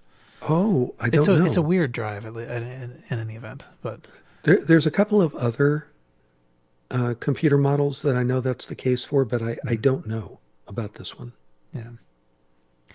And this actually, I guess, had 3 modes. Something else I learned, that it could act like a VT100 terminal, as well as being those 2 different, running those 2 different operating systems with 2 different CPUs. So very interesting beast. I actually had hands on one of these back in the day. It was one of the models that we carried in the computer chain that I worked for. They didn't sell very well. I don't remember ever selling a single one, but I thought it was a fascinating thing to play around with. Yeah, and it's pleasing that it's digital, Yeah, So, totally. yeah, I have whatever. I have there's no rational reason that I am so fond of that little logo and that brand, But I am too. Something about it. Yep. Anyway. Well, if you buy it, Paul, I'll send you the modder. All right, thanks. on eBorrow. Yeah. Right. And you can pay on PayBorrow. Excellent. Okay. Actually, there's the QX10 also had this monitor thing that like there's a specific monitor for it. Weird monitor driven by a weird NEC video chip. Yeah, good luck with that. Yeah, do I have it? Okay, I guess. Okay, so I have QX10 related things, but I guess we'll maybe talk about that at that point. But okay, so I have a number of things randomly selected. Here is one. I've never seen one of these on eBay, although I'm sure they've probably occasionally come up. But this is it's a VersaWriter. So it's kind of like a graphics tablet. It acts. I think it plugs in and acts to an Apple II. It acts like a joystick of a kind. So it's basically it's got an arm. It's like a jointed arm that allows you to kind of move all around on the surface of this tablet, and then something about the orientation of the joints in the arm will tell it where the pen is supposed to be. So you could actually use this to trace stuff, right? So you put down a thing on the surface, and then you use this jointed arm to trace around the things. And this was actually used. So one of the things that it's kind of famous for, at least in my head, is that it was used to do the graphics for the early online games. So like Mystery House and stuff like that. This is the device they used to draw things. So, and I'm sure the graphics tablet that Apple made is better than this. This is a not very high resolution thing, but it's perfectly preserved. I mean, it looks like it has the box and all the pins on the plug, and so it looks like the old school joystick connector that it plugs into. Yeah, it's like a 16-pin dip thing. So yeah, this is Edward Scissorhands meets Koala Pad. Right. So anyway, the one thing that's kind of interesting about these things is that, like, I'd seen pictures of them, but I'd seen black and white junk pictures of them in magazines of the day, right? Because the black and white ad is much cheaper to run. So like, what's cool about seeing this in such good shape in an auction like this is that, like, this is a much better picture than we ever had of this, even though it was a thing from the distant past. So I think it's really neat to see it, even if I am not going to get it. What is it going for? Yeah, it's a $1,000 buy it now. Somebody knows very well what it is. But that's probably because there are like 9 of them left. So Are you at all familiar with these? Either this actual model or this kind of input? I'm familiar with that kind of input. I think I saw something like this at Kansas Fest at one point. It wasn't a VersaWriter, but it was another thing that used that kind of pattern for drawing things. The kind of thing still exists too for like copying stuff, for using pens to move a physical pen, and then it'll move a physical pen at another location. I've been to a few author signings where the author's in one place and you're in another place, and you slide your book under a thing and the video comes up and the author has a pen and they sign at their end and it moves a pen and it signs your book. So, that would be cool. Yep. That's pretty wild. Okay, let's see. Next thing. A1 system in a working condition. $777. It says this system is in working condition. You look at it, it's very, it says, if you zoom in, it says Apple Computer One there in the corner. It's surprisingly, it doesn't really say. It says, for sale is an Apple One system in a fully working condition. See picture. You will get what you see. You have the choice to get the system with or without Bernie's mods in place.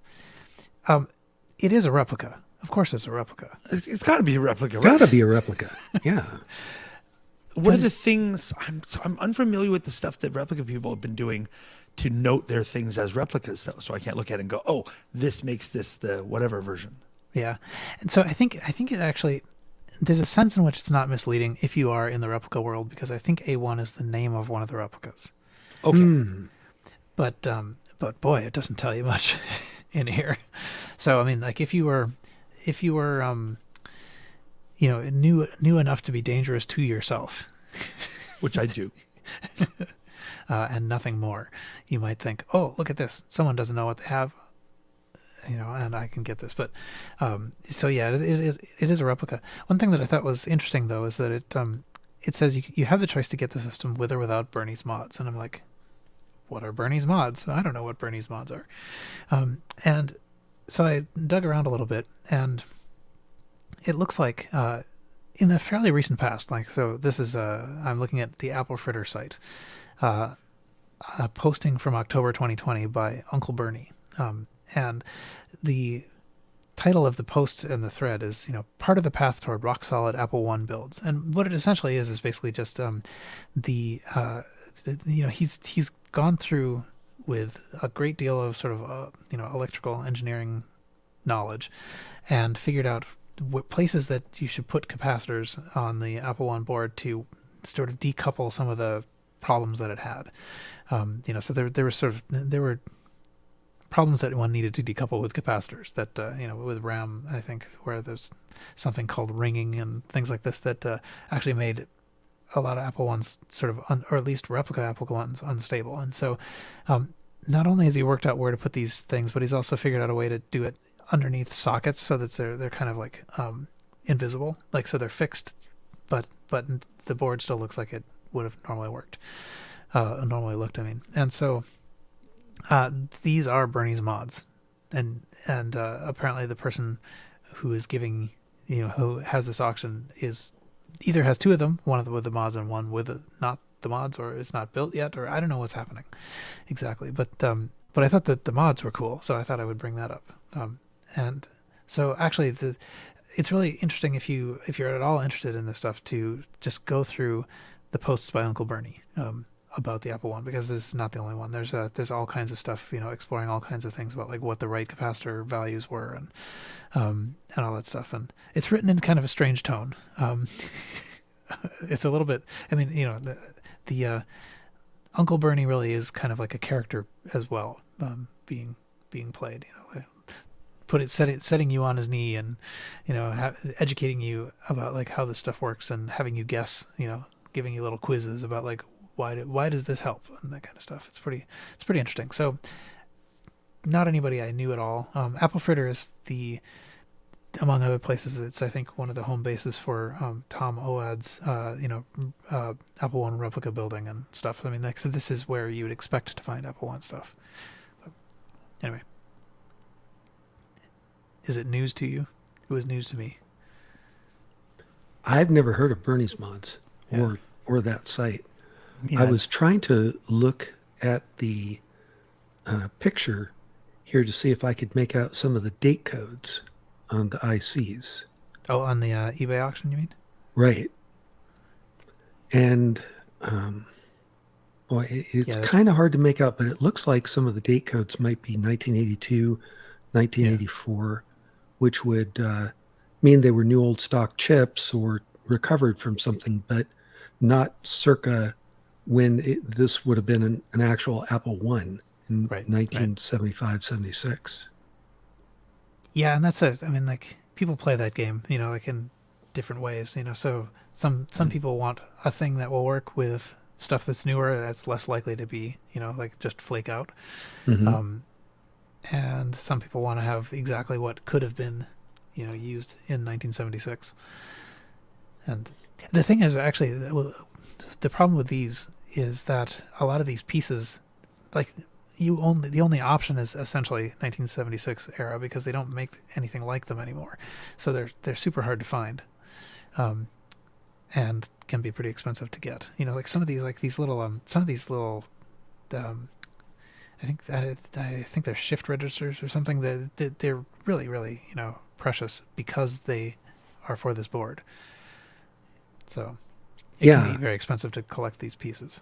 A person that I met at the Seattle Retrocomputing Society was creating an Apple One replica using one of the replica board designs that are out there, but was taking special care to do it with all period parts.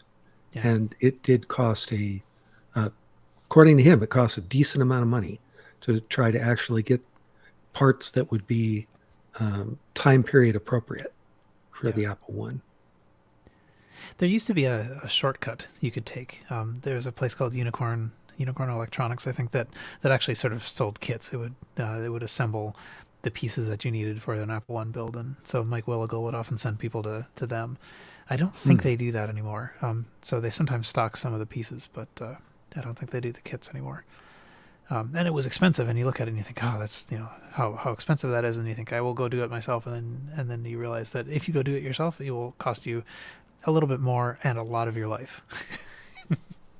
So anyway, I just thought it was sort of interesting to have come across Uncle Bernie. Okay, and what else?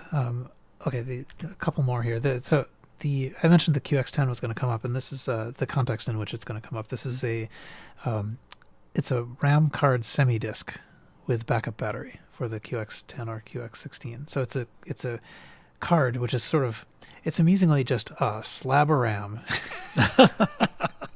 I mean, it is just RAM chips as far as the eye can see. And it has a little wire that connects up to a battery backup. So it's a box that sits outside that has a battery in it, and so the idea is that your RAM disk is somewhat persistent inside the QX10.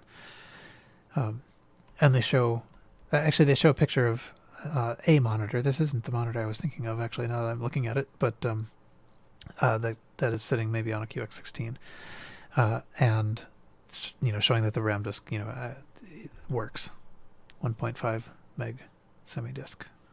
So. Is this, Earl, is this something that you had come across, this RAM card? Like, this seems like it's a fairly unusual peripheral. Well, it is, but my particular experience wouldn't really help to understand that, because surprisingly, the boxes that we used at Epson were typically just very stock. I see. They didn't have a lot of third-party peripherals or whatever connected to the systems that we used at the mothership.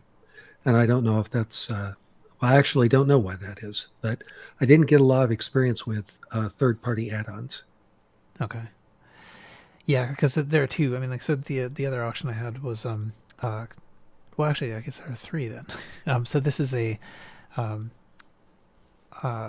let me go to here first. This is a COM filer hard drive. I did have one of these. You did? Okay. Again, I have this sort of like irrational, fuzzy warm feeling for Comrex. Mm-hmm. So I never had a COM filer, but I think I had a Comrex modem or something. And they did, a number of peripherals for the Epson QX10, I think.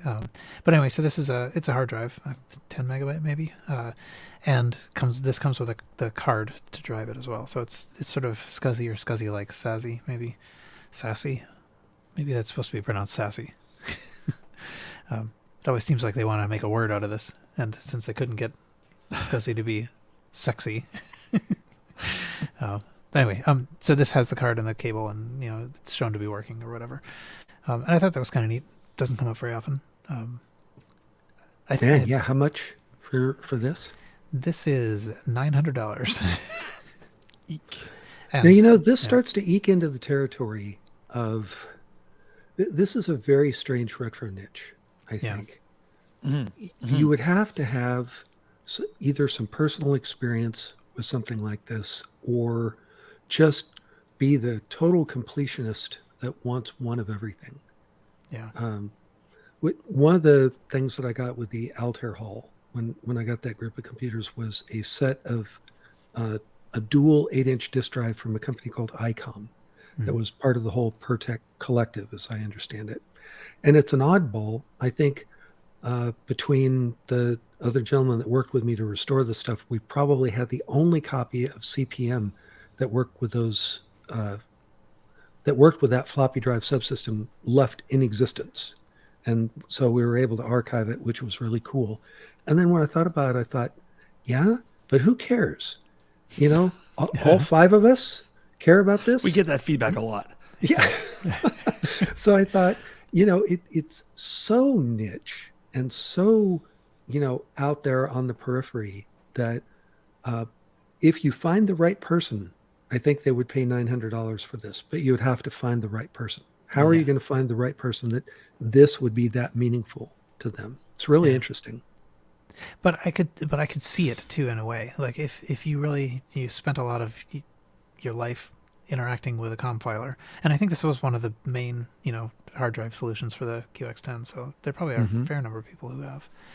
But of course, the thing is that the hard drive, who knows how long that's going to last? I mean, like what's really interesting here to the nostalgist is probably the case. Like put a solid state thing inside and have the case. Well, and maybe the interface card. And I don't remember if it had some sort of driver. I don't remember how you actually kicked it into gear. Those brain cells are long gone. But there are modern now MFM hard drive emulators that actually act like the whether or not it would be compatible with the specific FMM drive, I can't speak, MFM drive that would be inside that chassis there, I don't know. Yeah. You might be able to change out the mechanism. And I never popped the lid on it, so I don't know if it's like a Seagate in there or if it's some oddball mechanism inside. Well, and it is, honestly, it is a pretty generic looking box. In fact, come to think of it, I have a hard drive that is just like that, and I do have. Yeah, well, it doesn't have a label on it. It has two little lights up at the top, like a green and a red that was indicating either read or write or power or something like that.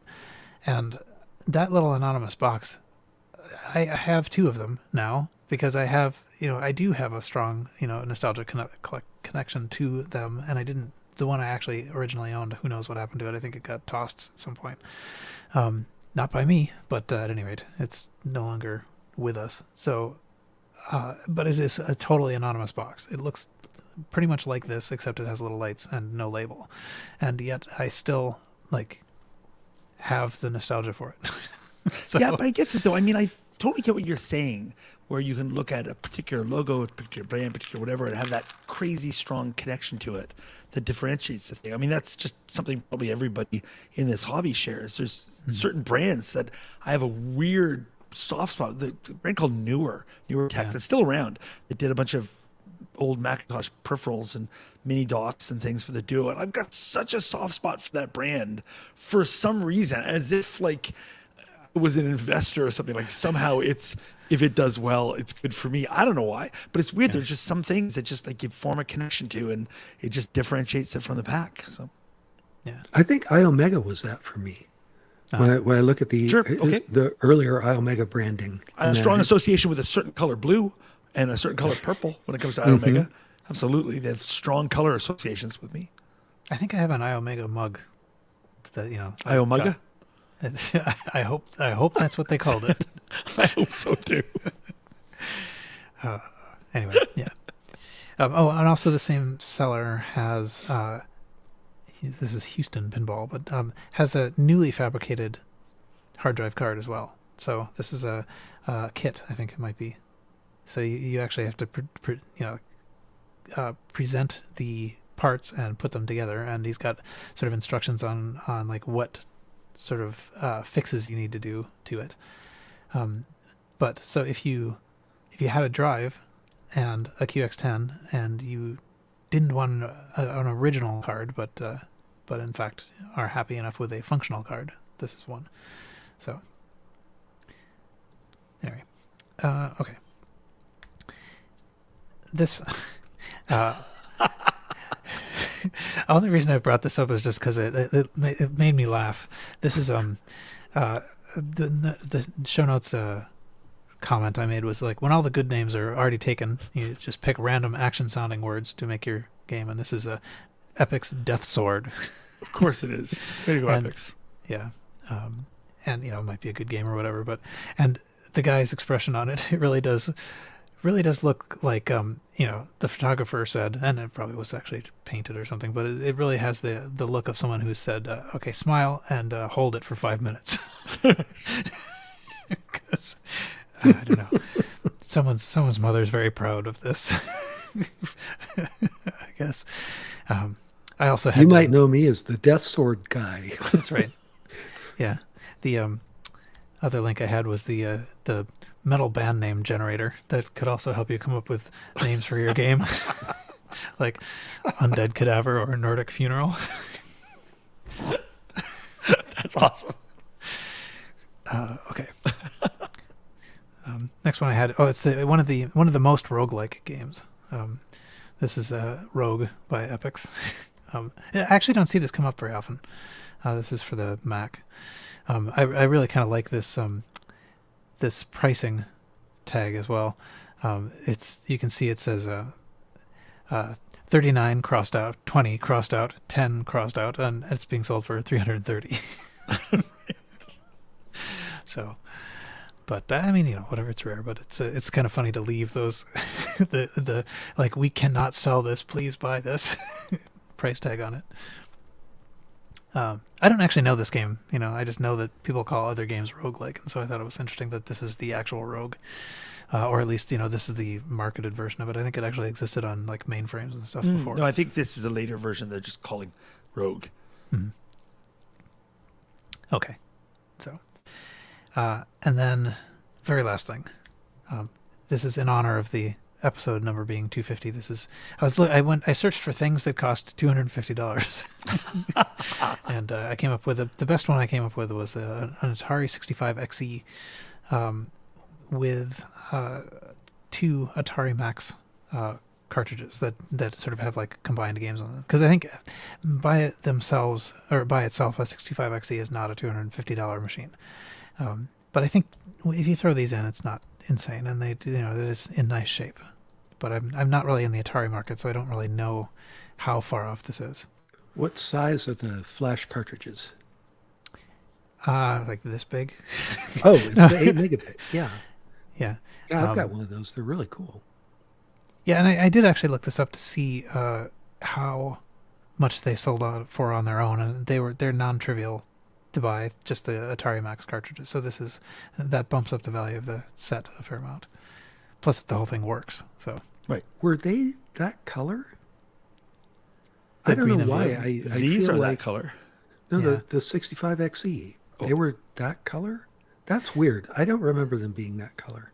Yeah, this is that is interesting. It's I wonder if that makes it rare. It's black, and it doesn't look painted. Although I suppose it's conceivable that it is painted, because I definitely have seen ones that are not black highlight like this. I think the only 65 XEs I've ever seen are that silvery color or Right, whatever. all the gray. way around, Yeah, like the this, the gray color of the kind of. buttons. The chat confirms that it is painted. So not only with this auction do you get a 65XE and the Atari Max cartridges, you also get a paint job. Depends who painted it. I guess that gives you the value. Is it signed? It looks nice, actually. I mean, like I like how it looks, and it didn't occur to me that it was painted. But it's true that when I went to look up some stuff about it, the only ones I saw were not black. So, very interesting. And somewhat embarrassing that I did not know that. But okay, anyway, that's it. That's the end of my auctions. I did not find enough other things for exactly $250 to make it. You didn't find 250 auctions to recommend? That would have been the other way to go. But no, I did not. So I guess we made it to closing well done discussions. And Carrington, you are the alphabetically first. Okay, what have I got? Rob O'Hara, one of my favorite people and favorite podcasters, has a new podcast out that I would highly recommend. I haven't actually listened to the first show yet, but it's Rob O'Hara. It's going to be amazing. It's called Like a DOS, because Rob comes up with amazing titles for everything he does. And it's going to be, so he's going to be playing through and reviewing old DOS games, and I am here for it. Rob reviewing games is great. He does Commodore stuff, and he's a great Commodore reviewer. I listen to his Commodore podcast. I listen to his, that's how good this guy is. I listen to his Commodore podcast. So I'm thanking him for doing a non-Commodore podcast I can listen to with less shame, tell other people about it. So like a DOS is its name. Everybody should run and subscribe, as I have. I'll be listening to it later today. I'm very excited for Rob to have a new podcast. That's cool. And the other thing I think I have is I read more than half of a book that I won't finish by Ken Williams. So he's got a book out about the days of Sierra. Like, so him and Ken and Roberta Williams, King's Quest and all that. I've always been a huge fan of Roberta Williams because I think of her as like one of these people that made these amazing early adventure games, and like this woman did such cool things. So like, how could she not be amazing? I don't really know about Ken and Roberta Williams personally. Having read most of Ken's book, he's a total D-bag. Oh my gosh, I had no idea. Now, maybe he never used to be, but the impression I got from Ken Williams' book is Ken Williams is an a-hole. So this book is about him and his theory of management, how some people are A players and some people are B players, and like some people are C players, and C players are fine if you're going to work in a factory, but you know, that's all they're good for. But A players can become B players if you do the right things, and here's how. It's the kind of book that has quotes at the beginning of the chapters. So he'll quote people like Ayn Rand, because of course he will. He quotes people like Ken Williams. He has quotes at the beginning of his chapters, and he quotes himself. It'll be like, you know, the next great thing in computer will be this, Ken Williams, 1989. I'm like, oh my God. It's not done ironically. I thought for a while, there's a little while where I was reading the book, I thought, this is a parody or something, right? I'm just not getting it. Nobody can make this book and not realize how they come across. But no, I think he is just a seriously living a very unexamined life. And he's an unironic libertarian, and he's a total D-bag. And I used to be excited that Ken and Roberta Williams are coming out with a new adventure game. They announced it back in May, and I was really excited about it. I will only pirate Sierra things from now on. Like, just my gosh, what an a-hole. So that is my review of Ken Williams' book. Don't read it. I have nothing. Also, you will not buy the VersaWriter. Wow, he used I will not buy the VersaWriter. I had no idea. Maybe he used to be amazing, but he is, my goodness, what a guy. What an interesting fellow. So interesting. Yep, I had no idea until I read this book, or most of this book. I can't even finish it. It is an unfinishable book, so I don't know. Maybe chapter 12. Just kidding. And then it gets better. I don't know, but it is. Maybe you should read the last book. page of the book. Right. Just to make probably sure cast some sort of spell. Forget everything I said before. Right. Yeah. So anyway. It does remind me. Every once in a while, there's a thing that reminds me of the thing. I think it's actually sort of a common thing that people will do to, you know, sort of elementary school age people, where they give them a little list of things to do, and they're largely just ridiculous all the way until the last one, which is like, you know, don't do steps 2 to 9 or whatever, you know. And it's the idea, the lesson you're supposed to learn as you read it through before you start like doing all the embarrassing stuff that it asks you to do. Right. Well, it's more that this is about like his business acumen and stuff. And so there's a whole bunch of things about how when things go right, it's because Ken knows what's going on. When things go wrong, it's I had no control. I made this decision, but I was forced into it. The other investors forced me to make this decision on my own. I'm like, I don't think that's how decisions on your own go, Ken. Like, oh my goodness. Like, a lot of times people who have had great success will misconstrue the amount of luck or doing the right thing at the right time versus how much is like, boy, you are successful because you're inherently a great person. And he's fully in that other camp. Like, you'll be successful if you eat porridge because I ate porridge and I'm incredibly successful. Okay, Ken, I'll buy some porridge. Just, it's the lack of self-awareness is shocking. Whoever edited this book must have been thinking the whole time, wow, I can't believe this is in this book. It's from chapter 1. It is I've never read anything like it. It's unbelievable. So, Ken Williams, D-bag. There's my review. That's very interesting. Yeah, it's rare that there's a negative review.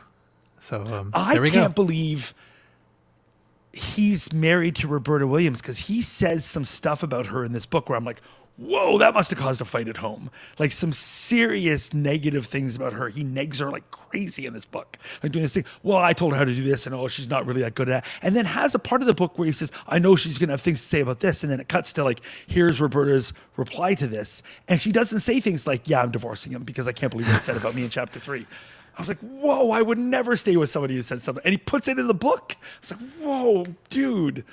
It's shocking, this book. So I can't remember the last time I read a retrocomputing book. I keep waiting thinking, whoa, that's remarkable. So, all right. Highly recommended. Apparently. Yeah. Oh, also, I was reminded, I thought I put this in a window here somewhere, but if you are interested in DOS game podcasts, there is one that I've listened to a couple of called, I think, DOS Nostalgic. Nostalgic? DOS Nostalgia Podcast. Yes, that's what it is. The DOS Nostalgia Podcast. Anatoly Shashkin.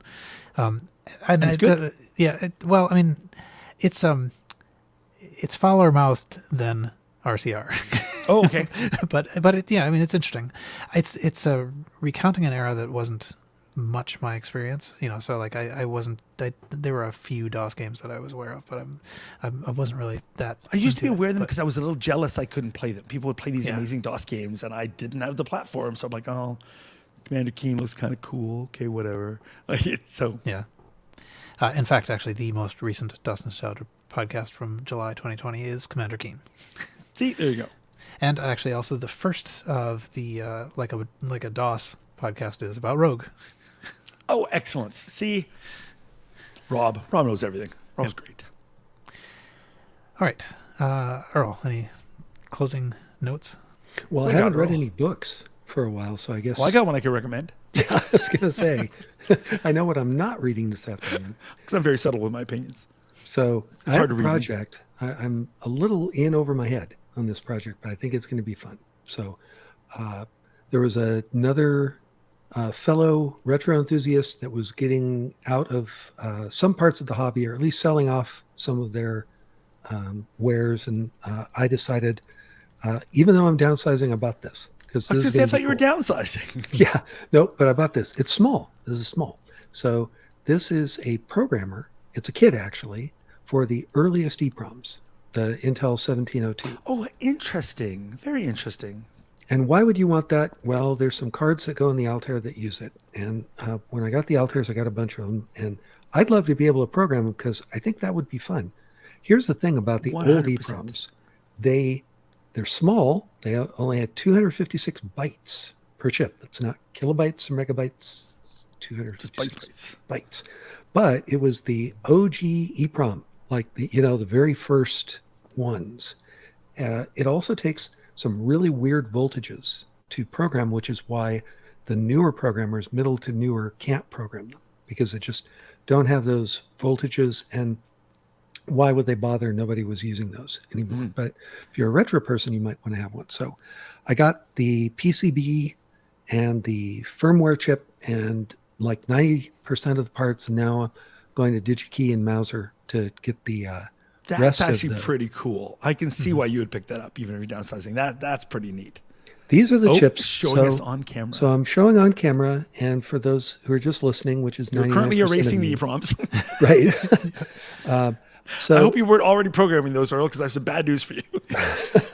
So there are two styles of chip that I'm holding up. One is your typical looking chip, the kind of black/gray chip, and the other is a white ceramic with gold pins. All of these chips have a quartz window in them. And that's really cool because it means you can look inside and see the actual circuitry that's going on in the chip. But that's not the reason why they have the quartz window. It's not like, for tourists. The reason they have the quartz window is that you can erase these with ultraviolet light. That's so the these E are and the EPROM. Yeah. Exactly. These are 1702A chips, 256 bytes, so don't spend it all in one place. And I'm going to make the programmer for this, which is a jillion little parts and a printed circuit board and some transformers, but it's going to be fun. And it's going to be, you want to be careful too, even when you press the button to program them, because I think one of the voltages is like 50 volts or 60 volts or something like that, some insane amount of DC voltage that these took, but cut them some slack because these were the first on the block. So cool. Very cool. Yeah, but stay safe.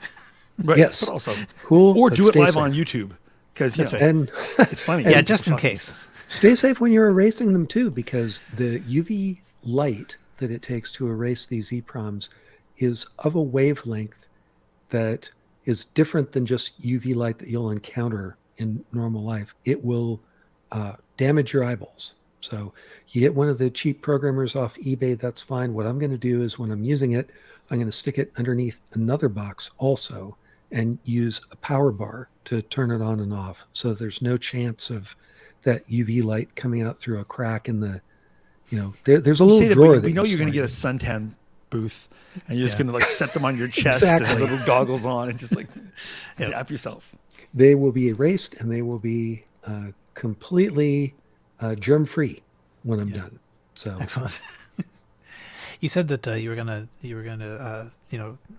work it with the power bar, and of course, my mind immediately went to like an edible power bar, and then I was reminded of the story from 15 years ago or whatever about that like people in, I think it was in Korea on the subway, were using hot dogs to run their phones because it was too cold. But the hot dog had enough sort of like capacitance or whatever to simulate a finger. Yes, I will eat a power bar and then I will use one to erase the chips. Anyway, yes. Perhaps this is an indication that we've been recording for over 2 hours. That, Could be. I'm starting to talk about hot dogs on subways. I was impressed by the word association. Mm-hmm. Yeah. So what about you, Paul? Closing thoughts?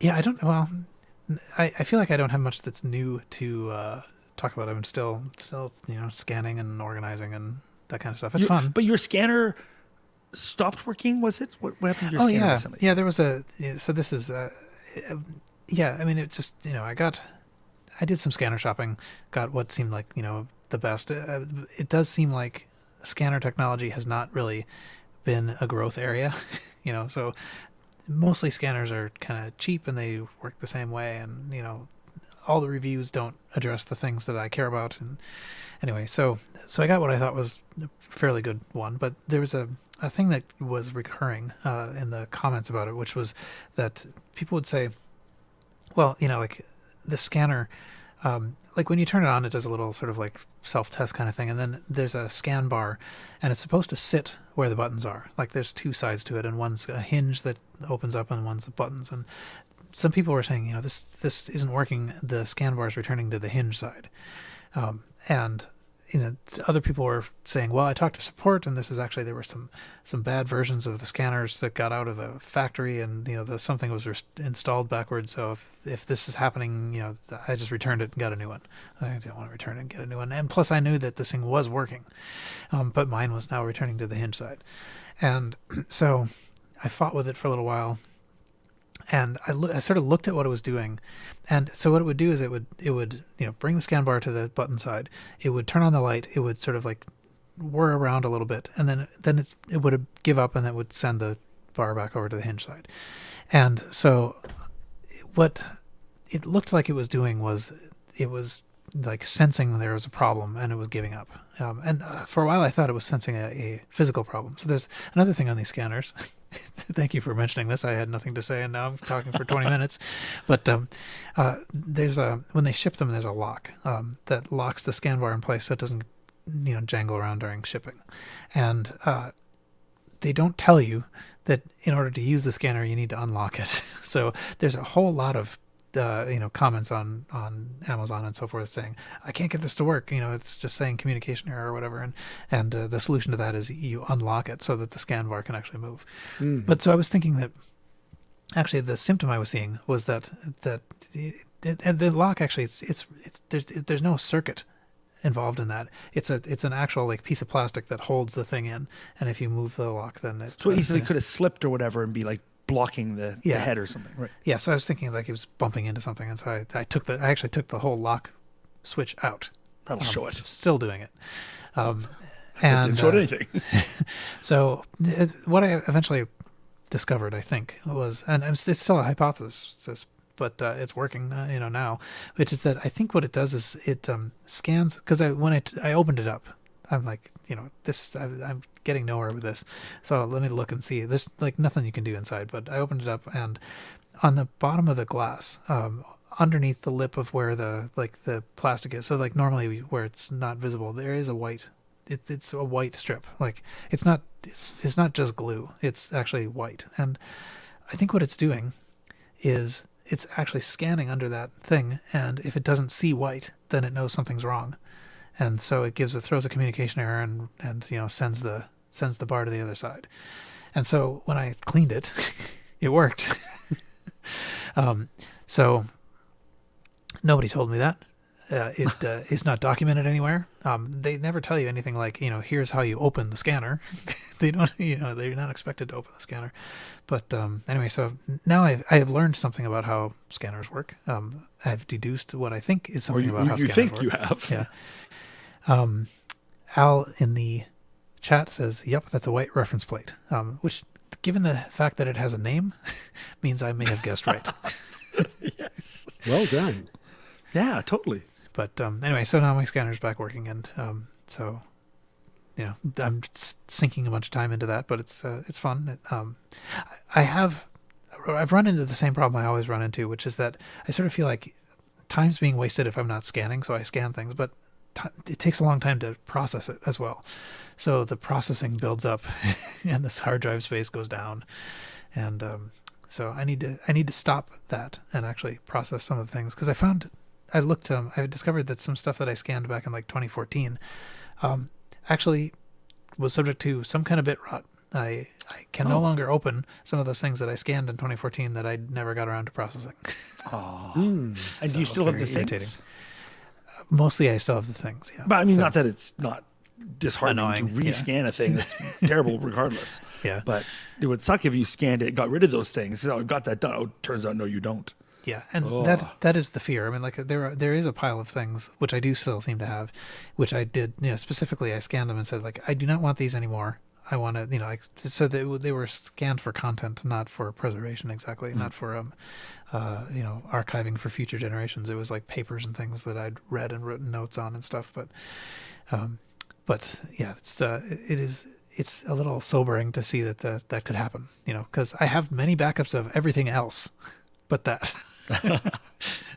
So anyway, and I may actually go through and look at my old hard drives, because I do have a box of heavy old hard drives that have errors that might still have those on them. Right. But so by the bit rot, do you mean that the hard drive was giving you an error when you were trying to read the material that was on there, or that you were able to open the file but it looked like it had been corrupted somehow? Or yeah, it has turned into nonsense, and I believe so the file name is there. I know what it was supposed to be, and even the date and all the metadata and stuff. But I think what must have happened is that it was on a hard drive that failed, and I had to do like a disk warrior, file system repair on it, and it didn't work. Like it thought it knew where the sectors were, but it was not correct. So inside there's nothing recognizable. It says PDF. That's it. Right. So anyway, but it is fun to scan, and see the things, hold the things, learn stuff about things that you did not know. So anyway, yeah. So that's my not much to say moment. Okay. Anyway, I guess that is all of us, and we have made it through 250 episodes. So that's good. It's a lot of episodes. Thanks, guys. Yeah, Ooh. it's fairly astounding. But and so next time we will, not sure exactly what we'll talk about, but it will be something based on 1951. So, okay, so that's it for this show. You can find the show notes for this and all the RCR shows at rcrpodcast.com. You can discuss the show in the forums at vcfed.org/forum/forum.php. I think someday I will go and actually check that. You can follow RCR on Twitter at rcrpodcast.com. You can watch us live on YouTube, where you can see Carrington dance to the closing credits if you wish. You can join our Facebook group at facebook.com/groups/rcrpodcast. Send feedback to feedback@rcrpodcast.com. We are a member of the Throwback Network at throwbackreviews.com, and write a review on iTunes if you wish. That may do something. And until next time, Retrocompute. Wow. Nice. That was the most awesome Retrocompute. I guess we saved that for episode 250. They're all going to be perfect from now on. No doubt. That's right. And yeah, Guarantee from Paul.